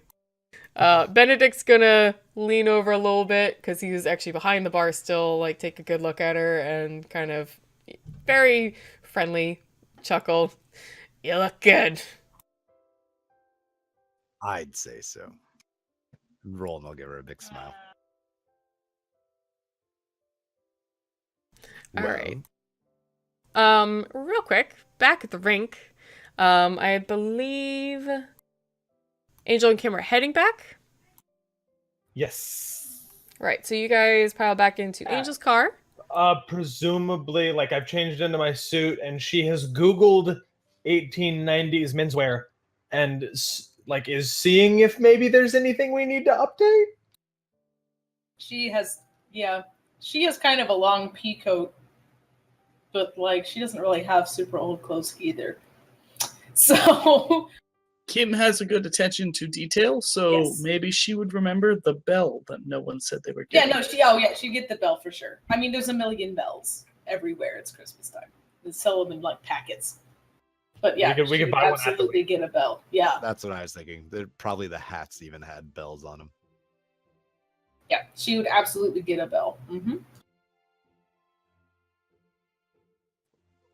What kind, if she says bell, do you mean I'm gonna ring this for my servants kind of bell? Or No, a like circular Christmas bell? little Okay. jingle bells. Sleigh bell.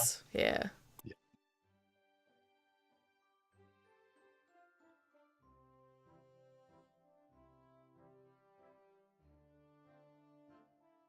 Okay, so yeah, we got the bell, we got the ring. We both changed clothes, I think, and we're heading back. Perfect. So you arrive back at the rink. Just as you get out, you start to make you're double checking. You got the ring, you've got the flowers, you've got everything else you were looking for. A large van pulls up, and the door kind of slides back, and a bunch of college kids pile out, and a couple of them even have their instruments with them, like small violin cases in their hands, and the other ones run to the back to open the trunk of the van to get out the larger instruments. The girl that is at the ice skating stand, actually, you see her expression just kind of go, wow, it actually happened.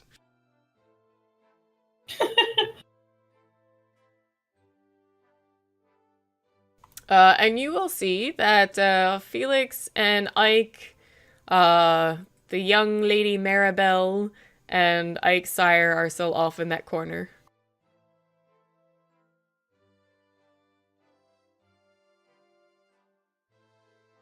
Okay, I guess we approach them. Mm-hmm. And Ike, you will see the band showing up.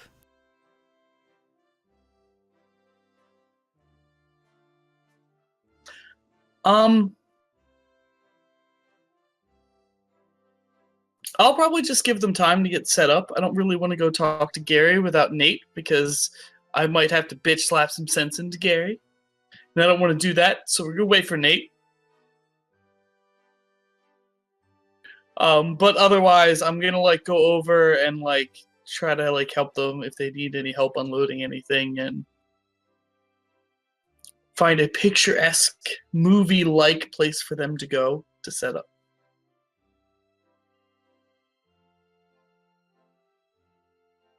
All right, yeah. So, kind of off to the side of the fountain, you see the large fountain with the gold statue. There's kind of some room off to the side. Good little place that everyone could set up their instruments. So Ike directs them over there. Everybody at Rebel's Kiss, now that Sunshine has had her face kind of reset, are starting to gather themselves up to head back to the rink just as Claudia arrives. She again has a small bag with her and runs up to the bar, setting it down. She almost doesn't notice that O'Connell looks different for a second, then looks back, realizes it's the woman in the heavy coats and otherwise similar kind of facial structure. She glances over at Nate. And Nate just kind of smiles back at her knowingly. She smiles at him, kind of laughing, and then pulls out 2 dresses from the bag, very gently, as if they've had some time to potentially get some wear and tear on them, but they are in perfect condition. She lays them out on the bar. One is a old style, kind of flapper style dress. It's a little shorter. And then the other one is a bit longer, a little more elegant, and it's an emerald green.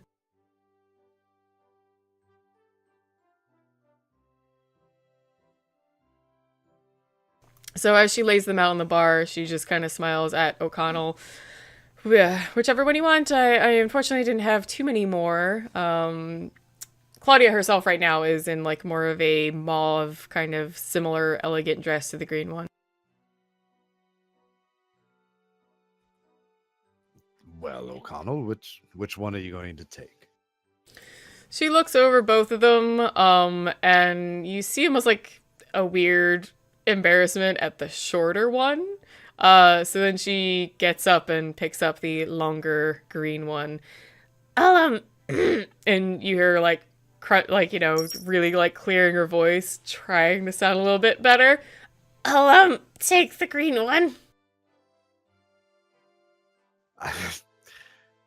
Roland will try and stop from noticing her trying to be a normal-ish person. The green one, I think, will look beautiful. And is there anything for Clementine? Claudia looks a little upset and then shrugs. Sorry, I really didn't have anything anywhere near her size. She looks over the shorter blue dress and thinks, I could maybe make this work with a few pins and give her a little coat. What do you say, Clementine? We try and make this one work? Clementine jumps up and down, kind of excited. Yeah, it looks really pretty. I'd like to wear it. Roland will look at Claudia and just raise his eyebrows all right, get to it. So, Claudia, Clementine, and O'Connell wander off to a bathroom in the back of the first floor of the bar, and shortly afterwards come out all dressed and ready. Claudia was able to make the dress work. It's a little kind of crunchy and puffy in weird places, but she pulled it nicely to the back, pinned it up for Clementine, and then just put her jacket back over it. With that, Benedict grabs the bottle, corks it, still very warm, but not too much to, cause any problem for the glass. And everybody piles back into Roland's car, ready to go. Nate, you'll have to squeeze in a little bit.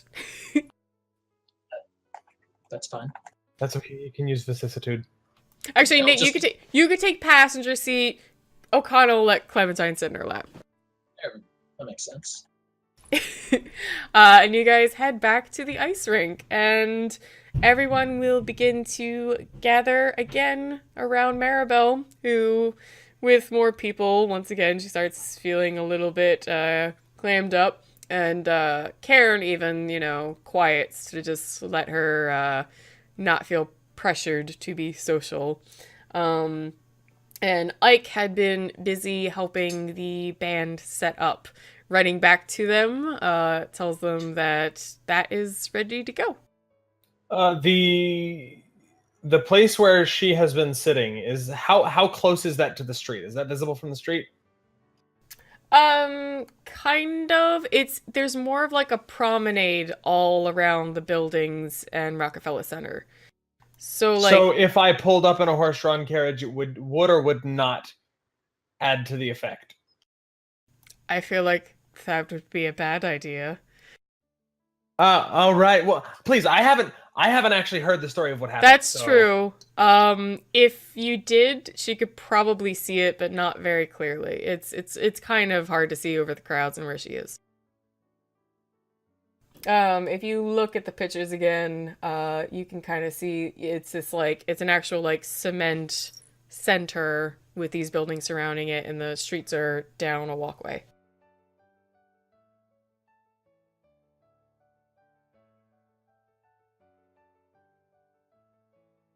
Ike? What? I figured you were done helping the band and would have reassembled. I'm still waiting for Nate to get back to go talk to Gary. They did. Oh. Hey, Nate. Ooh, you look... That's cool. Look, we match. We're like a nice couple, but Yeah, I got the band all set up, but I think you're probably better at talking to Gary than me. absolutely. I guess if there's nothing else, let's go talk. And he'll wander off to go find Gary to get the music switched off. I'll go with Nate. So the two of you find Gary back again near the stand, and this time he looks kind of disgruntled. But he folds his arm and he nods. Well, I'm a man of my word, and you got the band here, so alright. And he wanders off. You see him go down a couple stairs and inside a door that looks like kind of more of a maintenance area. It takes a little while longer, but the electronic music that was coming out of the speakers is finally shut off. I'll thank Gary again for his time and take Ike back and make sure that... Does the band start playing automatically when they hear the music stop? They're still warming up. They're getting all their instruments tuned and ready and get their stands set up with their music sheets, but they're not too far from being ready. We just follow back and let them know that we're ready to go. All right. Angel and Kim arrive, meeting with the So group. again, we park, right, and we're walking. Yeah. To then actually on the walk back, I'm going to call Felix. Okay. Yes, hello? Hey, Felix, it's Angel. Hey, Andrew. No, so just wanted to figure out because I don't actually know. So what's the plan here? Like, what happened? What am I doing? Because this is ridiculous. I don't. He'll be fine. He'll be fine. I believe as long as you are you dressed? Yeah, I guess. I mean, yes, I am. I do have a suit on. I'm pretty sure if all the materials are there and you come over and you hand it to her, that's pretty much how it is. I don't think we. But did he say pretty sure? Yeah. Did she not tell you what happened? Like what we're trying to. So the best thing that you could do is you're to come in with the flowers and the mulled wine, hand her the flowers, hand her the wine, and then you would take the bell off the mulled wine and then tie it to her pendant. All right, cool. Brooch. And then, like, in the ring, it's like propose right there. 'Cause Yeah, I would say that would be the time. With the music going and everything. When Ike sees you on the phone, he's gonna lean over and say, maybe we should all like meet up out of sight first. So like, yeah. That's a good response, idea. I'm gonna be like, yeah, well, I don't have like a bunch of that stuff, so like I guess I'll wait out front. Let's do that. Yeah. We'll come to you. All right, and I'll tell where I will be. I guess I'll be waiting over here. All right. The red button's off. I've already hung up. Alright, so the gang tries to gather a little further from where Maribel's actually sitting and make sure that they have all of their items correctly gathered and in tow and in the right order. Kim and Angel arrive with a bouquet with poinsettias. Angel has a silver ring with an inset pearl. Kim shows up with a little bag of Christmas bells from a store that they stopped at. And Benedict joins the group holding in his hand a clear, simple wine bottle filled with the mulled wine.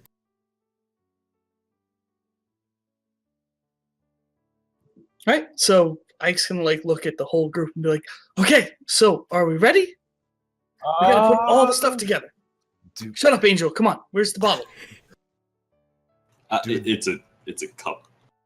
Do the rest of us just watch from afar while Angel does this? Right? We don't, I guess all the PCs are together, with Benedict at least in tow. No, I know. I think he's asking that in character. Oh, okay. Yeah, that was in I don't character. see anything Like- wrong with everyone being there. I don't think Angel has to go alone.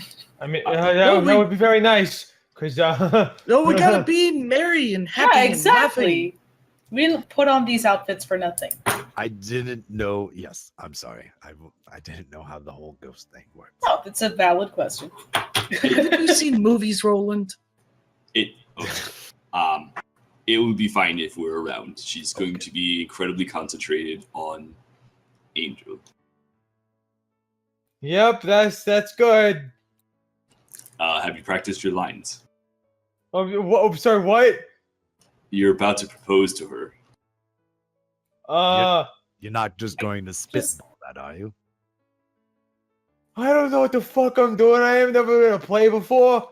I work on Compliment cars. her, tell her how much she means to you, and Ask her if she would do the honor of being your wife. Yeah, just be vague. You don't need to go into details behind her past because we don't know them.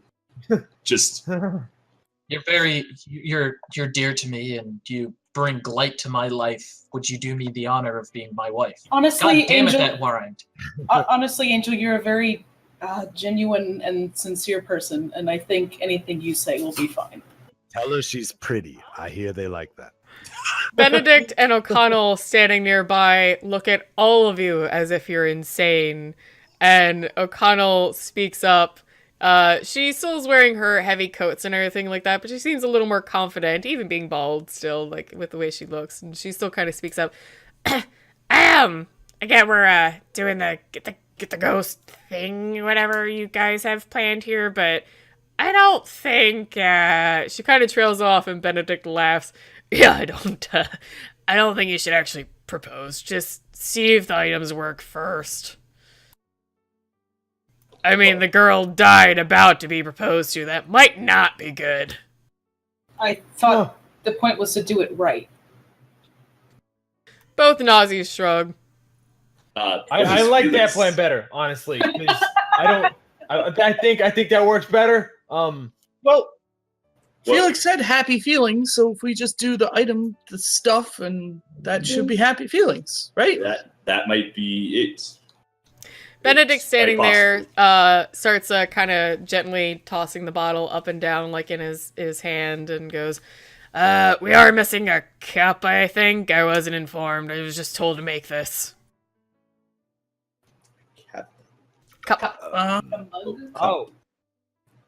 Hold on. Uh, I'll be right back. And Ike's gonna take his Santa hat off that Roland gave him, and walk over to Sunshine and like pop it on her head for her to wear the Santa hat, and then he's gonna run off looking for a cup. I She mean, looks there has half to be- annoyed and then kind of laughs. I mean, there has to be Starbucks or any other coffee shop around here for him to find a cup. you don't want a cup with a symbol on it from No, the they sell mugs. corporation. Yeah, They mug sell- somewhere. They A have mug plain would- ones too. A mug should. Ike, Yes. you're gonna see Ike running around to the tree. Nate could fleshcraft a mug. Ike's gonna run around Yes. to the tree, and you're gonna Leather. see him like hopping over the little barricade, like kind of like sneaking in there and grabbing out of the manger. You're gonna see him like yank real hard and like break something off of one of the wise men who's actually like holding a nice goblet. And he's gonna grab a bow and a really nice like brass fancy like antique looking bell off of the tree itself and hop back over and come back to you guys. Does this look good? He's gonna like pull the fingers off as he says that. Well, Felix, Yeah. He's gonna like take the bow and like real happily like put the bow and the bell on there and go, sorry, Doc, yours looked a little dollar store. That's fair. All right, well, at this point, you have your bouquet. You have your nice cup with a fancy bell on it. Benedict walks up while Ike's still holding the cup, uncorks the bottle, and pours some of the mulled wine in there. Takes a little cinnamon stick out of his pocket and drops it in. The orchestra, you hear them finally finishing their tuning, and the music just begins to play.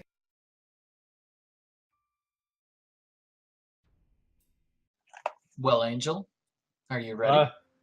Hey, now that I don't gotta propose, I'm feeling way better. Well, I mean, Don't worry about this. You're more than able. You're going to do well. also maybe you might have to propose to her. Just keep that in the back of your mind. that's what I was. Yes, Roland, just keep it there. Yes, your I got pocket. you, Felix. Thank you, Roland. Fist bump. Ike's gonna put his hand on top like it's a team thing. He leaves it there for a second. Nate will awkwardly then put his hand in as well. Sure. Yeah. I'll- Everyone now. I'll look over at Kim. Yeah. Look at Kim. Kim, do you? Okay. Go All team. of us have our hands on each other in the middle. We're all touching. No, Kim would just kind of. Yeah. Nod. I believe this is the part where we say "Go team." Go. Merry Christmas! Right. Good luck, Angel. Don't fuck this up, Angel. Yeah, that would really suck. I mean, yeah. All right, let's and then I guess I'll start walking down towards the place. Is O'Connell and Benedict following? Yes. Good. So, everybody begins their slow walk back towards where Maribel's sitting. Karen sees them and takes a couple solid steps back, just to allow the procession to proceed. Maribel seems in a bit of a height of a good mood, especially once the band started playing.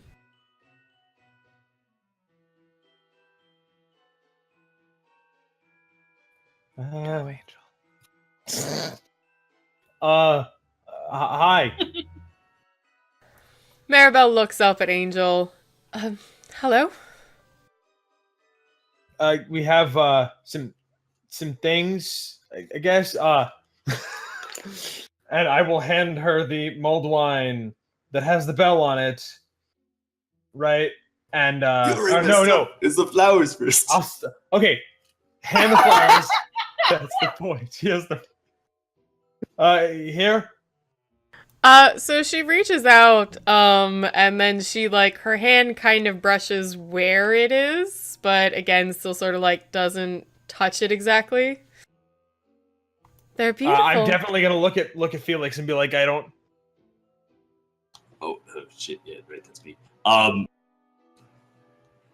Can I make things ghost touchable For Christmas. for Christmas? not for meta later on. Just for Christmas. If we all believe really hard, can he do it? Consensus. AK, send it to the spirit realm, because things exist there. Give 1 second. See, Is you it- said that you had that earlier. I thought you. I was you actually lying. had. Roll me manipulation occult at 5. Okay. Spin willpower. Manipulation plus Occult. occult. I'll be fine. Which is actually the way to bind a spirit to something, so we're gonna do it kind of the other way around. It works for me. Bind a thing to the spirit. 7 Oh, successes. Jesus. Perfect. Jesus, now wait, she can yeah, hold more the like that. items that Felix focuses on. You know where all of Roland's successes went.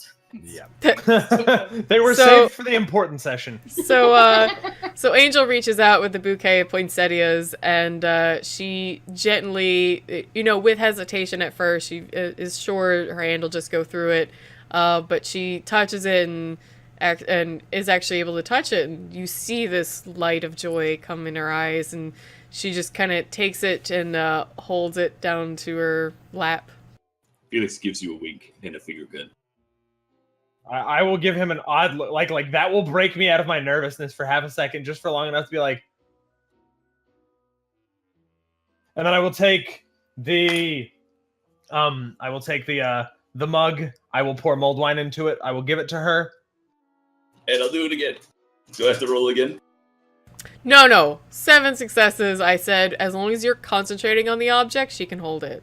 So again, Yep. she looks a little hesitant that like she won't be able to take it, but she puts her hand to the mug, and again you see her like smile just brighten more and more, and she takes the little cup and looks as if she's smelling the wines. It's so warm. I will spend a dot for a blush of health to be able to digest for a little, or to be able to not immediately throw up, I guess, because that's really what it boils down to. Sure. And I will actually drink some myself, and then I will take the bell off of the mulled wine bottle, and I will put it on her brooch. No, wait, does she have a pendant? Because that's what I was told. Brooch No, on the side brooch. of her coat. Okay, good. I corrected as brooch. Okay. So you tie the little bell around her, and even though she looked kind of normal, you see like this flush of health kind of come across her. Her cheeks look brighter and warmer, and she just seems so very happy at the moment. Yeah, and then wait, oh no, there it is. Everybody, all of the NPCs and everybody else is like kind of crowded around the chair where Maribel's sitting, all looking on, excited and curious about exactly what will happen. All of them dressed in at least older clothing, 1920s minimum. So it's creating this very like kind of classic Christmas atmosphere. And then, because I was told I do not have to propose, I will find the ring and ask her, is this good? Like, this is... Is this good? The evidence you're adorable. Maribel was like so just enthralled with the bouquet and the wine that she was staring at them. She almost kind of seemed to forget you were there for a moment, but looks over when you speak to her again, sees the ring in your hand, the simple silver band with a little pearl on it, and there's just the smallest little gasp that comes from her, and she just stares longingly at it, and slowly reaches out her left hand. I will put it on her finger. So, Felix continues his concentration on the objects that are, touching Maribel so that they are solid for her. And Angel goes ahead and slips this simple band on Maribel's finger. And I will sigh, gasp of relief, or I'll exhale heavily when it actually fits. she looks at it on her ring finger. One of her hands dashes to her mouth as she begins crying with joy. There's genuine excitement and happiness in her sobs. She continues staring at it, the wine in the bouquet sitting in her lap, and she just seems so very entirely happy. Then her entire form seems to have this bright, warm glow around it, much like an aura for at least those of you that can see them. And it seems to grow brighter and brighter, and she just is just exuding happiness. You're even all able to feel it, like just this warmth that, you all being dead, and you're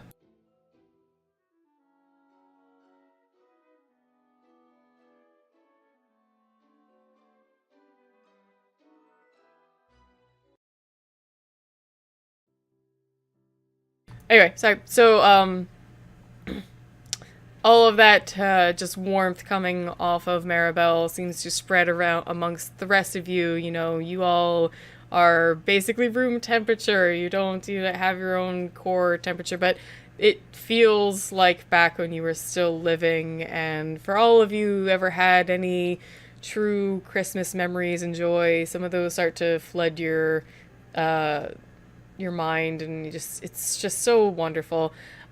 This brightness around her continues to grow until she seems like a bit of a beacon, almost a little bit hard to see. And then in a wisp, like a wild wind going through where she was sitting, she seems to disappear, and all the objects drop from where she was sitting. Felix is crying. Nate will just... Angel would be, but he doesn't actually spend the blood points. Ike's just grinning really big, just really happy. Nate will walk up to Angel and put a hand on his shoulder and just, you did a good job, man. Roland will I go. feel like it was all of us. I just happened to have the good fortune of looking like her beau. Benedict folds his arm, just smiling at the scene. Claudia and O'Connell both actually kind of sidle close to each other, looking a little bit girls at the end of a chick flick, happy at the scene in front of them. Roland will go and pick up the ring. Oh, and then give I a was look. Oh. I was actually here in a second. I was about to go pick it up. Oh, okay. Clementine goes and grabs Roland's hand and looks up at him, very happy, and a couple tears at the corner of her eyes. He'll pick her up and just give her a big hug. God bless us, everyone. Damn it, that was Ike's ship. That was my line. Die. You bastard. Here come the tentacles. See, this is the Christmas film I'm used to. So now what? He wipes a tear away. She's ascended. That's it. Oh, well, so I guess we get back to some skating. I know. Ike's gonna spend a blood point, and in front of everyone on the buildings behind us, you're gonna see a carriage with clearly the silhouette of a man and a woman, and two horses just ride by on the building. In shadow though, but just run right across the building and then go off the the second he goes off the building, just kind of trail off. I'm gonna look at I'm gonna look at Felix. Does that usually happen? It's always something different every time. Yeah, all right, I guess. I'm just gonna like grab Nate's cuff and be like, "It's like the movies." That was really sweet. Well, you know what? We did something good tonight. I feel like this is the part where we all get drinks. I could do well. I've already had a drink. All drinks on the house at the Rebels Kiss. O'Connell grabs Roland's arms, says, "I ain't wasting this," and drags him out onto the rink. Roland will gladfully and gleefully go and run with her. I onto guess that. there's an after party at the. Claudia but jumps. skating is good. Claudia jumps at Nate with her arms hugging him from behind, her arms going over his shoulders, saying, "This is a bit unexpected. Come on," and drags him back out to the rink as well. I'll look over to Kim and say, "Well, I guess this fits you. So if you want it." She fucking blushes so goddamn hard. And she takes it. Yeah, no, yeah. Yes, yeah, sure. Why? Yeah. So yes. let's get on the rink, I guess, because that's where everybody's going. Yeah. Why not? This is a good Christmas. Ike's gonna walk over to Father and just like stand next to him, kind of close, and just like look over and look up at him. Just thank you, Father, for playing along. He looks down at Ike and smiles. "Interesting evening. It's been quite a while since anything surprised me, so this was fun." Ike will just smile and like lean in.